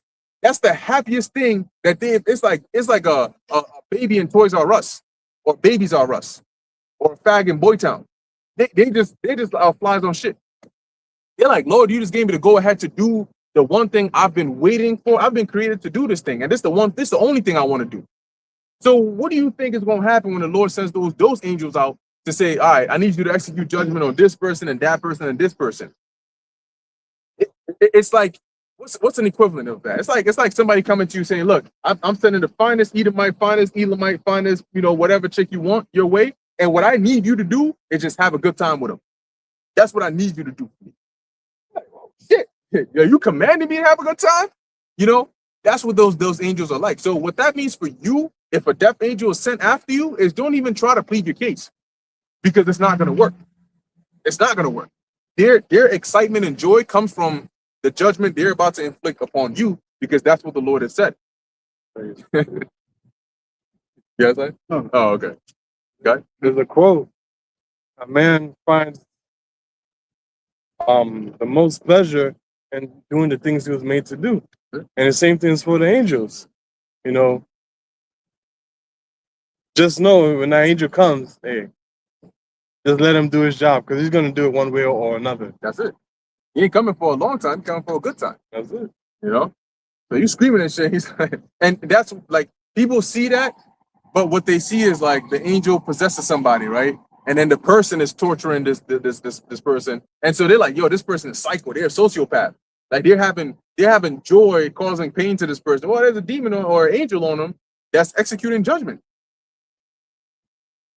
Go ahead. Continuing Isaiah 13:6, 13:8, they shall be amazed one at another, their faces shall be as flames. Yeah, the word amazed does not always signify a good thing. Today it's used in that sense, like, oh, that's amazing. You ain't gonna have somebody's ear get shot off. Oh, wow, that's amazing. No, It's not the amazed, meaning that not that they're going to be happy, but they're going to be in shock, right? It says one toward another. Go ahead. Behold, the day of the Lord cometh, cruel both with wrath and fierce anger. That's what's coming. Cruelty. Cruel is not mean. No, mean is a level. Cruel is many levels above that. When they say someone or something is cruel, that means like they're doing things that is like you wouldn't even want to do to your enemies, and they're just doing it. And this is what the day of the Lord is described as, with fierce wrath and anger. Go ahead. To lay the land desolate, and he shall destroy the sinners thereof out of it. So you go around thinking that, oh, Jesus died for my sins, I'm good. Find out if you're immune to the destruction when it comes. It says the sinners, right? So let's find out if you make the cut or not. Go on. For the stars of heaven and the constellations thereof shall not give their light. Mhm. The sun shall be darkened in his going forth. You're going to have a couple of causes for that. One, the missiles that are going to be flying. Two, the signs in the heavens that are going to be going on. And the scriptures also liken the sun and the moon to wisdom, knowledge, and understanding, which in Second Ezra it tells you that they shall not have, there shall be no man left to comfort them. Isaiah 47 mentions that evil cometh and thou shalt not know from whence it riseth. You're not going to know the cause or have the solution for it. And the Lord is going to be doing all that, all at once. Right? And the moon shall not cause her light to shine. Mhm. And I will punish the world for their evil and the wicked for their iniquity. So when people ask, well, why is that going to happen? The answer is it's a punishment from God. The Lord is going to punish the world for their iniquity. That's why it's happening. Go ahead. And I will cause the arrogancy of the proud to cease. Yeah, because people are very proud and arrogant in this day. Even when you're telling them what the Lord is going to do. And will lay low the haughtiness of the terrible. The Lord's going to lay low the haughtiness and terrible. Meaning that he's going to cause that pride to go all the way down. Mm-hmm. Go ahead. I will make a man more precious than fine gold. And now we get into that good part. While all this is going on, the Lord said he's going to make a man more precious than fine gold. And what man is that? That's a man of the Lord. How? By purifying them, and then making them shine. Because everything that you're going to need, the men of the Lord are going to have. And something, too, that I just noticed, sometimes I just peep that right there, right? When it gets real hot, people walk around with an umbrella like it's raining, but for the shade. In the ancient world, that unless you were like some super, super, super rich king and you sitting in a palanquin and it's covered up, you ain't getting that shit. Average person, you walk, it don't matter how hot it is, you walking through it. And it got hotter in certain places than it gets here. But it just goes to show how pampered a lot of people are today. What they think are difficulties are really a luxury, right? Somebody be walking around with an umbrella in the heat, complaining about the heat. Meanwhile, they don't realize that in another country, if somebody had that little umbrella, they'd be happy as shit. Because they don't get that. So the things that people complain about today, even those are a luxury in other places. And that just goes to show you how unprepared the world really is. So when it says that the Lord is going to make a man more precious than fine gold, that's what's going to cause women to go seek after men to go seek after men. Elisha was like a version of fine gold during his time, to the point where even heathens were coming to seek after him. What do we do? Oh, I heard there's a prophet in this year. Let's go ask him. Let's go inquire over there. Now heathens have their own gods, but they're like, nah, we need a solution to this. Let's go over here. And in this time, look, how you gonna eat? How you gonna be protected? Your water ain't working. So what do you do then? How are you even gonna know what to do in that time? Oh, and that's why Haran brought out earlier, and wisdom and knowledge shall be the stability of our times, and strength of salvation. Shalom. You're doing that?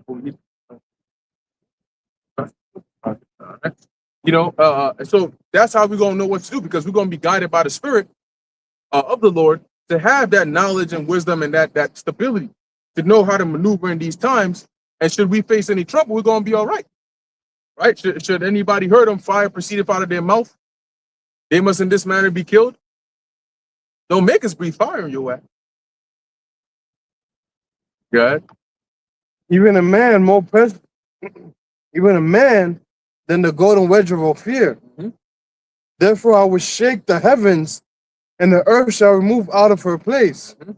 And the wrath of the Lord of hosts, and in the day of his fierce anger. Yeah, in the day of his fierce anger. Man, when has the earth actually been shaken before? Like the Lord is going to let it be known, like, I'm angry. You know what I mean? Like it's almost like he put both hands on the globe and just shook that joint with all the things that are going on. You're gonna know that, yo, this is wrath. Like, damn, the Lord is angry. That's the instinct that's gonna come into people's mind. Is God angry? Like Habakkuk said that. Damn, Lord, were you angry at the trees? Were you angry at the streams? And if the trees got the work, they ain't do nothing. But what about the people who are actually the cause of the Lord's wrath? Man, we keep telling you, we don't want to be on the receiving end of the Lord's wrath. We want to be on the good side, receiving the good things of the Lord. So we're gonna do what the Lord asks us to do now. But for you who are begging for the other side of the Lord, really what you're gonna do is you're gonna allow the Lord to give us a demonstration as to why it is we don't get on the bad side of the Lord. And the scriptures say that the righteous shall be saved and shall be quiet from fear of evil. See? So don't look our way expecting one of us to speak up. Here it is, the judgment coming on your ass, and you trying to sneak a look at us like, yo, please say something. No. We ain't gonna say nothing. We've been saying something this whole time. Everything that we had to say, there's gonna be no use of us saying something to you in that time when your judgment is coming upon you. It's like placing a warning sign in the middle of the thing that you were warning about. You know, when they talk about they put the road narrow sign, they put it before at least at minimum half a mile to a mile before you actually get to the part where the road is narrow or it's a sharp turn. Exactly. Imagine you going full speed and there's a sharp turn and you don't see the sign until you on the sharp turn. Then the next thing you don't see is your car flying off of the turn. You know, and here it is while your car's in the air, then you're gonna see the sign, sharp turn ahead. No, it's not ahead. I already passed it. So what's the point in us telling you by the way, you want to repent when you get destroyed for not repenting? How does that work? So don't look at us in that time because we ain't got shit to tell you. What we're going to tell you is only valuable now while you still have the chance to use it. It's like me trying to give you a coupon that expires tomorrow. Why would I give it to you the day after tomorrow? I'm going to give it to you before it expires. And if you don't take it, that's on you. Right. It's like putting on a life jacket before. It's like putting on a life jacket while you're drowning. It's not going to work. You can't even put it on in the first place. It's impossible. It's going to stay fluid while you're drowning. The life jacket goes on before you get into the water. Right. In case of an emergency, you're good. And a lot of people are swimming in the deepest part of the ocean, and they don't know that they need a life jacket because that ship is drowning, like the Titanic. You're on the Titanic right now. The word of the Lord is the life jacket that you need. If you don't have one and the Titanic starts drowning, you are going down with the ship. Just like majority of the people on the Titanic in real life, they went down with the ship, never to be seen again. Same thing's going to be a lot of these people. They're going to drown here in this lake of fire. All right. Imagine drowning in fire. That's a different type of punishment right there. All right. But you got it, bro. Yeah. It's like here it is. You go skydiving and your parachute don't open till you then you hit the floor. Your bones are broken and then the parachute like 2 seconds later, it tries to open up then. Right. If you alive, whoever made that parachute is getting sued so bad. If you alive, it's more likely you won't be. Fuck, I think that happened to a lady. Oh, woman. Huh? I think that happened to a woman. It was actually like you were saying, fine shit too. She wasn't bad looking.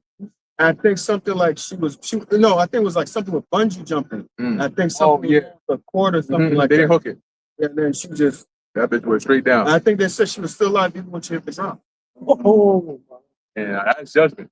Imagine that. You go on bungee jumping, and people who's supposed to make sure your line is secured and hooked, they just threw her ass full force ahead, and they ain't got no hook because they connected her to her joint. So she just going right down, never to come back up. Man. Oh shit. Yeah. You know they say your life flashes before your eyes. And then things start to move in slow motion. She probably was in slow motion looking for the wire and realized these motherfuckers, they hooked the shit. Yeah, it's over. But that's judgment, you know, because what do you do then? But see, if it's somebody of the elect, the Lord, first off, what business you got doing bungee jumping? What's that about? First, when you actually look at the psychology behind it, that messes with your dopamine levels, because you have a very short burst of this super high thrill that once you're done, your normal dopamine levels, they go below baseline. So you start feeling like, man, like everything's mad dull and shit for a good period of time before it stabilizes again. Because it's like, yo, you just had such a high, super high, that when you come back to the way you were before, it's just whack. It's like somebody who's always high and then they got to be sober. They can't. It's like, yo, I need to be high to feel normal, because they done messed up their dopamine levels to that point. Oh, you out here jumping off a high ass fall. Oh, let's go. But don't finish that sentence. Don't come out here talking about let's go bungee jumping. Babe, you want to go bungee? Listen, but that's what Babylon tried to get you to do. You know, why is it never? Oh, let's go gather and read the scriptures. Let's do that as an activity. You know, let's go sing psalms to the Lord. Hey, but you know what? That's something that only those who are in like-minded spirit, as Yahweh Bashim Yahushua has ordained, will do. Right? Everybody else, they're not going to do that. Like, I remember there was a time where I used to get so mad when I see these other Israelite camps coming out here saying all kinds of different shit. Oh, you could call them anything. You could call them Yahweh, Yahushua. You can call him Christ, Yahuwah. All these different things that they say. And I'm like, damn, what the fuck is wrong with these niggas? Like, y'all Israelites, and you're not coming in the name of the Lord?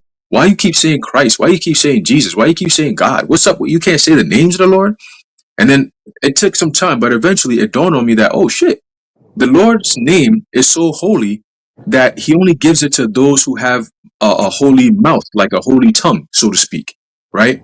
So it's a name that's like, is only associated with those who are of his elect. If you're not of the elect of the Most High, you're not going to be coming in the name of the Lord. As a matter of fact, it's so powerful that you don't even want to utter those names, because you're not coming in that same spirit. That's why you look at niggas like Hakai and Hassad. There was a time where they used to call upon the name of the Lord, even though they were doing it, falsely. The Lord allowed them to use that for a while. And then once he took the spirit away from them completely, and he put a demonic spirit on them, what happened? They couldn't even say the names of the Lord, man.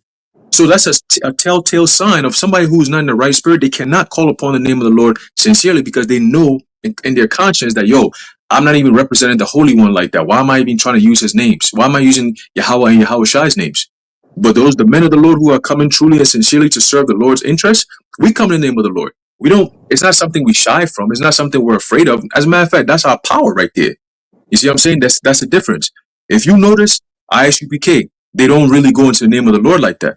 IUIC damn sure don't go into the name of the Lord like that. As a matter of fact, it's anything but Yahweh, Yahushai. Okay, only Bitch Nate apparently can say the names, right? And he's not even representing the Lord in the right way. Okay, and forget about these other reprobate groups. It's in their name, and Christ, and this and that, and this and that. It's Jesus and Christ and Jesus. You don't see Yahweh, Yahushai in there like that, man. Okay, because they're not coming in the spirit of Yahweh, Yahushai. They're coming in the spirit of their own shit. They come in the spirit of Jesus Christ and God. Talk about Most High and Christ blessed. What the fuck is that about? What does that even mean? Most High and Christ blessed? And people still flock to that shit. What's the difference between you and the Christian church, man? Right? What's the difference? Because those names have no power in them. And very soon it's going to be made manifest who the true men of the Lord are and the kind of power that's going to be with those men, man. That's what the Lord is about to see very soon. The Most High is about to show his power through his men. Okay? The same men that be calling upon his name and his son's name, man.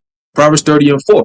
What is his name and what is his son's name if thou canst tell? And a lot of people have been doing, these camps have been doing them a disservice where they don't even know the names of Yahweh, Yahushai, man.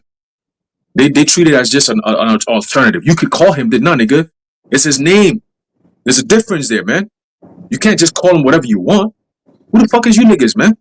But that's why the judgment has to reign. So you understand that those names are very important. Right? Those names are very important. There's a reason why the Lord took those names out of the earth for so long. Because Jake, the same niggas that you see today was tainting those names, doing wickedness in those names, man. All right? And now the Lord says, nah, fuck that. I'm only going to give it to mine elect. Those who are going to actually hallow my name. Keep it hallowed, separate, holy, man. All right? So judgment is coming. All these clowns, they be marked for judgment.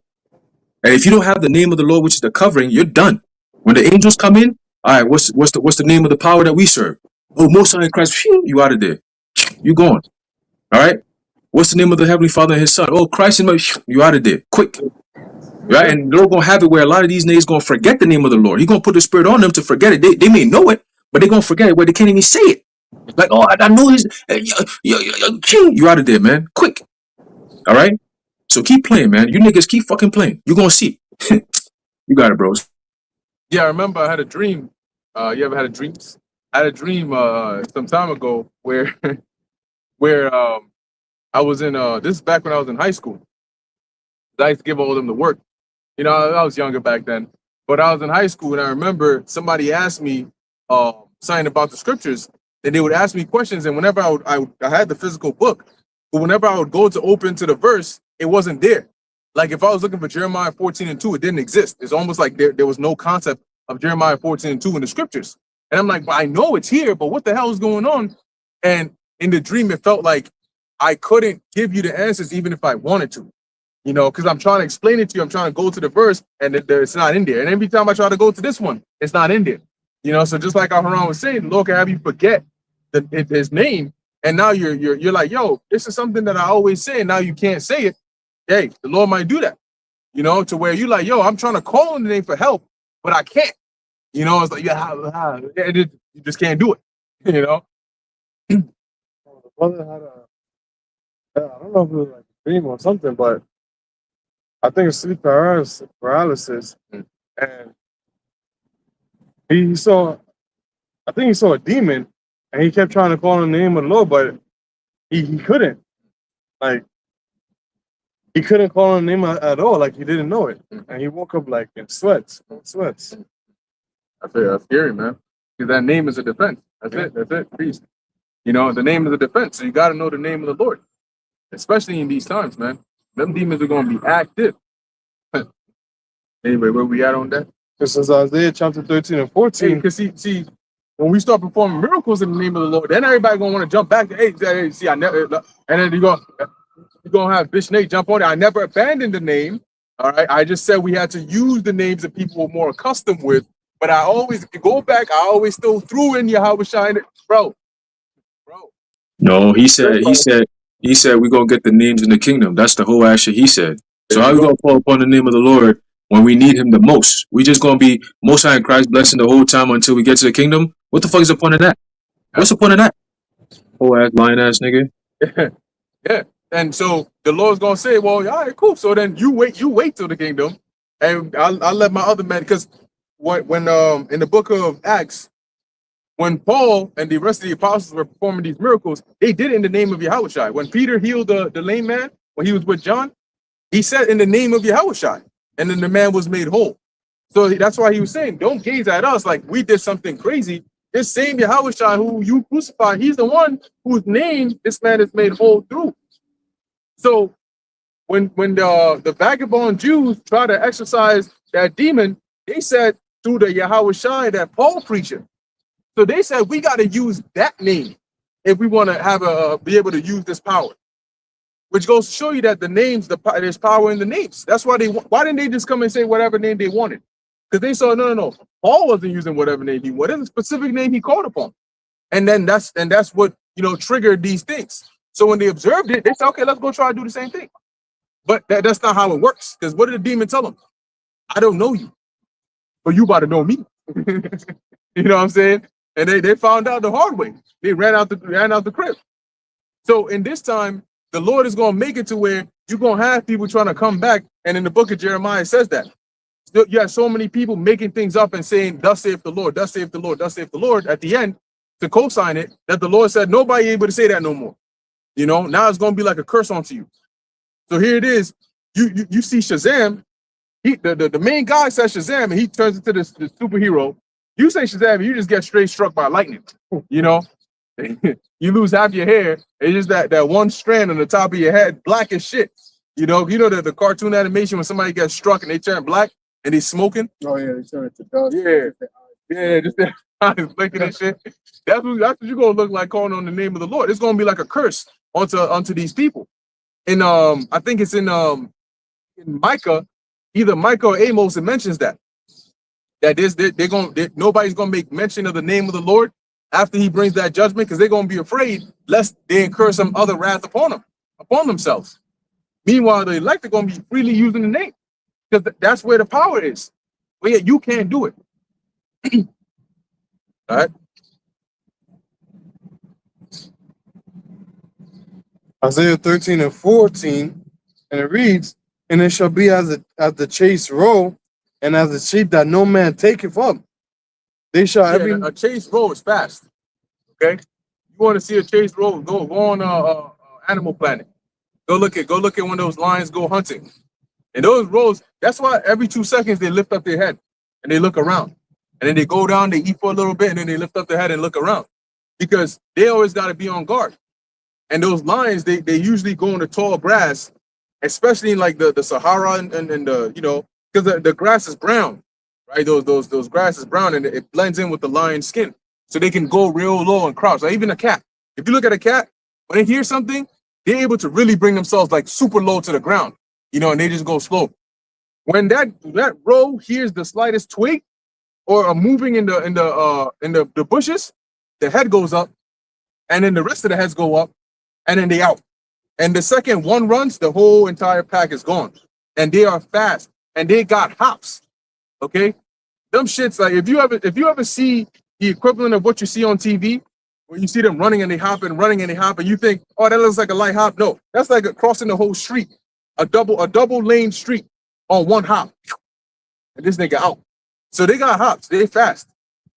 All right. But as it says, it shall be as a chase roll, meaning when all hell breaks loose or when some panic sets in, you see how quick people be out every which way, especially if it's like at a party. You hear the screams and people are gone, jumping over trash cans, doing hurdles over cars and shit. You know, they're gone trying to find the nearest shelter. That's what it's going to be like. Everybody's going to be running, looking for some form of safety. But just as fast as you are, them demons going to be faster. All right? Yeah, in other words, you're gonna have moments where typically a chase roll, a visual of that would be more of like a crowd of people, right? When you have a crowd of people and some shit go off, like some shots fired, some dumbass niggas start licking off shots. What happens? Though people come from different directions, right? And they come to one place. Just like the roll, they all graze in one area, right? So you might have a plot of land or something like that, and they all be there. That's why, you know, animals will hunt. They'll go towards maybe where water is at, or maybe a path where they normally will go through and shit like that. So they be in the cut waiting for it. And then you notice a lot of animals who coming towards the same area to graze because the grass might be a little greener or much more nutritious or whatever the case may be. So they be all there. But let that cheetah, or that lion, or that leopard pop out quick, or let that hunter just take that quick shot. The sniper take a quick shot. What happens is, whether he hit one or not, they all scatter, and they don't all go into one direction. They scatter in different directions, all at the same time. That's the visual that the prophet Isaiah is trying to paint as people being like a chase rope, right? When calamity hits, it's going to be a scattering of all these people all at the same time, and that's a sign of what? Confusion. And that's the main reason why Esau has to create that, is for order to come out of that chaos, that confusion. So they can muster up that confusion enough, which is all based on fear, right? Because that's why you're running, because you're scared of whatever it is that you're running from, right? So that moment of panic and, oh shit, what the fuck we doing? That confusion state is what they need in order to bring in that order, right? And once you have them animals flying, running around, oh, dude, one is jumping over this, and boom, they don't hit each other, they don't run into each other. They all scatter different directions all at the same time, just to disperse from the place of impact, right? They forget about the food that they were there for. They forget about everything, but it's all about survival at this point. I'm gonna run as fast as I can to a different location, and then I'm gonna stop and look back and see what the fuck was going on. Why be running again in the first place, right? Most people they're gonna be running because everybody's running. They're not even gonna know why they're running. It's just like, oh shit, they robbed me, I'm out too. And then later on, wait, why the fuck are we running again? Oh yeah, because there was this lion over there. There's a hyena, and at that point now they have to start thinking. Meanwhile, if you're the elect, right, you're not even going to be in that crowd to begin with, right? Or even if you were in that crowd, before the shit go down, the Lord going to alert you where something's going to happen when you got a jet before the shit go down. You see what I'm saying? So the Lord is always going to have us be a step ahead of the shit that's going to go down every single time, bro. You're going to see, man. All right, but that's all I got. You got it, bro. That's right. All right.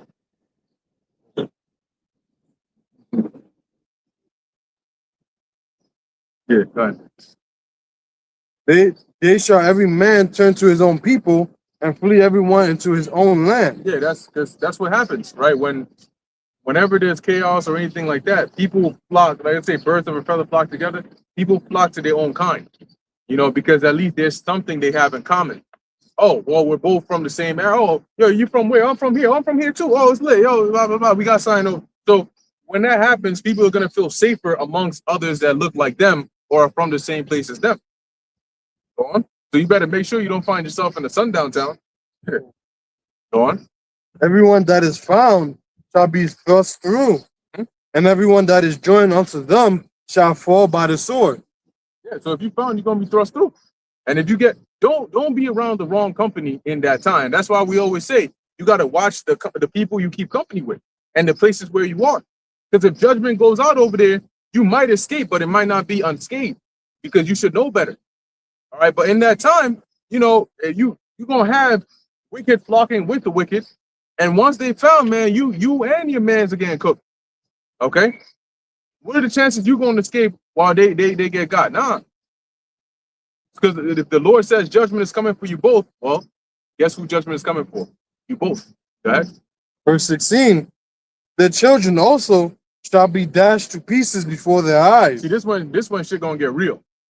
Right? Because people think that, oh, you know what? No matter what happens, they wouldn't touch the children, not the kids. Ezekiel 9:4 on down tells you that even children are going to get judged by the Lord. So you're not going to be, oh, well, that's my kid, or at least don't harm the baby. No. I came specifically for the baby, right? That's the death angel is here for the baby. That's what he's here for, right? So it says, go ahead. Their house shall be spoiled, and their wives ravished. Yeah, their wives are going to be taken against their will, ravished.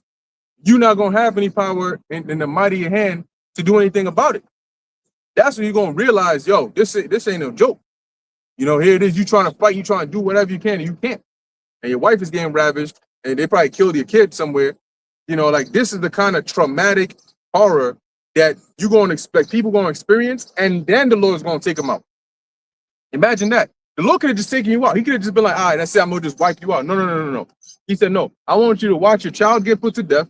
I want you to watch your wife get ravished, and then you are going to slowly be put to death. Or matter of fact, I might have you survive just a little bit longer, but then maybe you escape, but you got an infection or something like that. So now you gotta live off of that infection for maybe a week or two, but you don't make it at the end.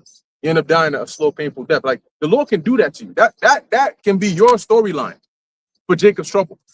You want to be the star of your own movie, right? Well, the Lord's like, okay, star in this movie. That's 2 Ezra 9:12. They shall experience death after pain. Yep. Verse 17, behold, I will stir up the Medes against them, but shall not regard silver, and as for gold, they shall not delight in it. He's dealing with the modern day Russians. Go ahead. And you can already see it now because the gold and the silver, really at the end of the day, it goes down to agreements, right? When you look in the ancient world, the way they made agreements and like these deals, it was centered around some form of a transaction. Okay, but it's saying here that they're not going to regard that. They when the Lord puts that evil thought into their mind, they're not going to think about trade or alliances or treaties or anything of that sort. They don't give a damn at that point. They're going to be fully ready for war. Go on. Verse 18, the bows also shall dash the young men to pieces. It's not talking about literal bows. It's talking about the missiles that are going to come out the silos. Okay, because usually when you have a bow and an arrow, unless the person is in close range, the real damage comes from the arrow. So in this time, then obviously Russia. There's no Russian hiding in a cave somewhere that's shooting an actual bow and arrow and it's reaching American soil. That's not happening. Okay, he's just an expert arrow man that give me that arrow. And that shit just goes across continents and bam, lands on the back of somebody's neck somewhere. Somebody's fifth rib. It doesn't work that way. It's not talking about a literal bow and arrow. It's talking about the nuclear missiles and the silos. All right? And they shall have no pity on the fruit of the womb, The eye shall not spare children. Yeah, so Putin ain't gonna say, oh, hold on, they got kids over there. We can't shoot these missiles. They're gonna say, when you blew up the schoolgirl building over there was kids there, right? Did you care? No. So we're gonna blow your shit up, and we don't care if you got kids, elderly, or we don't give a damn. Press the button, you know? And those missiles are gonna fly, they're gonna land, and it doesn't matter who's here. Just like when the Lord took out the earth with water, they were pregnant women, they were old women, men, children, babies, they all drowned. And this time they're gonna drown in the lake of fire. So praise be the Lord that, Lord willing, we're not a part of those who gonna drink fire for life, you know. But Lord willing, we're gonna escape that and drink Yayan with the Lord. Because I'd rather take Yayan over fire. I don't know about, you know, but that was on that. All right, cool. Brothers, got anything else? All right, all set. So with that, we're gonna end it here. Lord willing, this is edifying to the elect. In closing, we want to give all praises, honor, and glory to Yahweh, Bahasham, Yahweh Shai, Bahasham, Rakak, Wadash. And until next time, Shalom. Shalom to the elect. Yahweh Shem Yahweh Shai Brakatam. Shalom. That's it.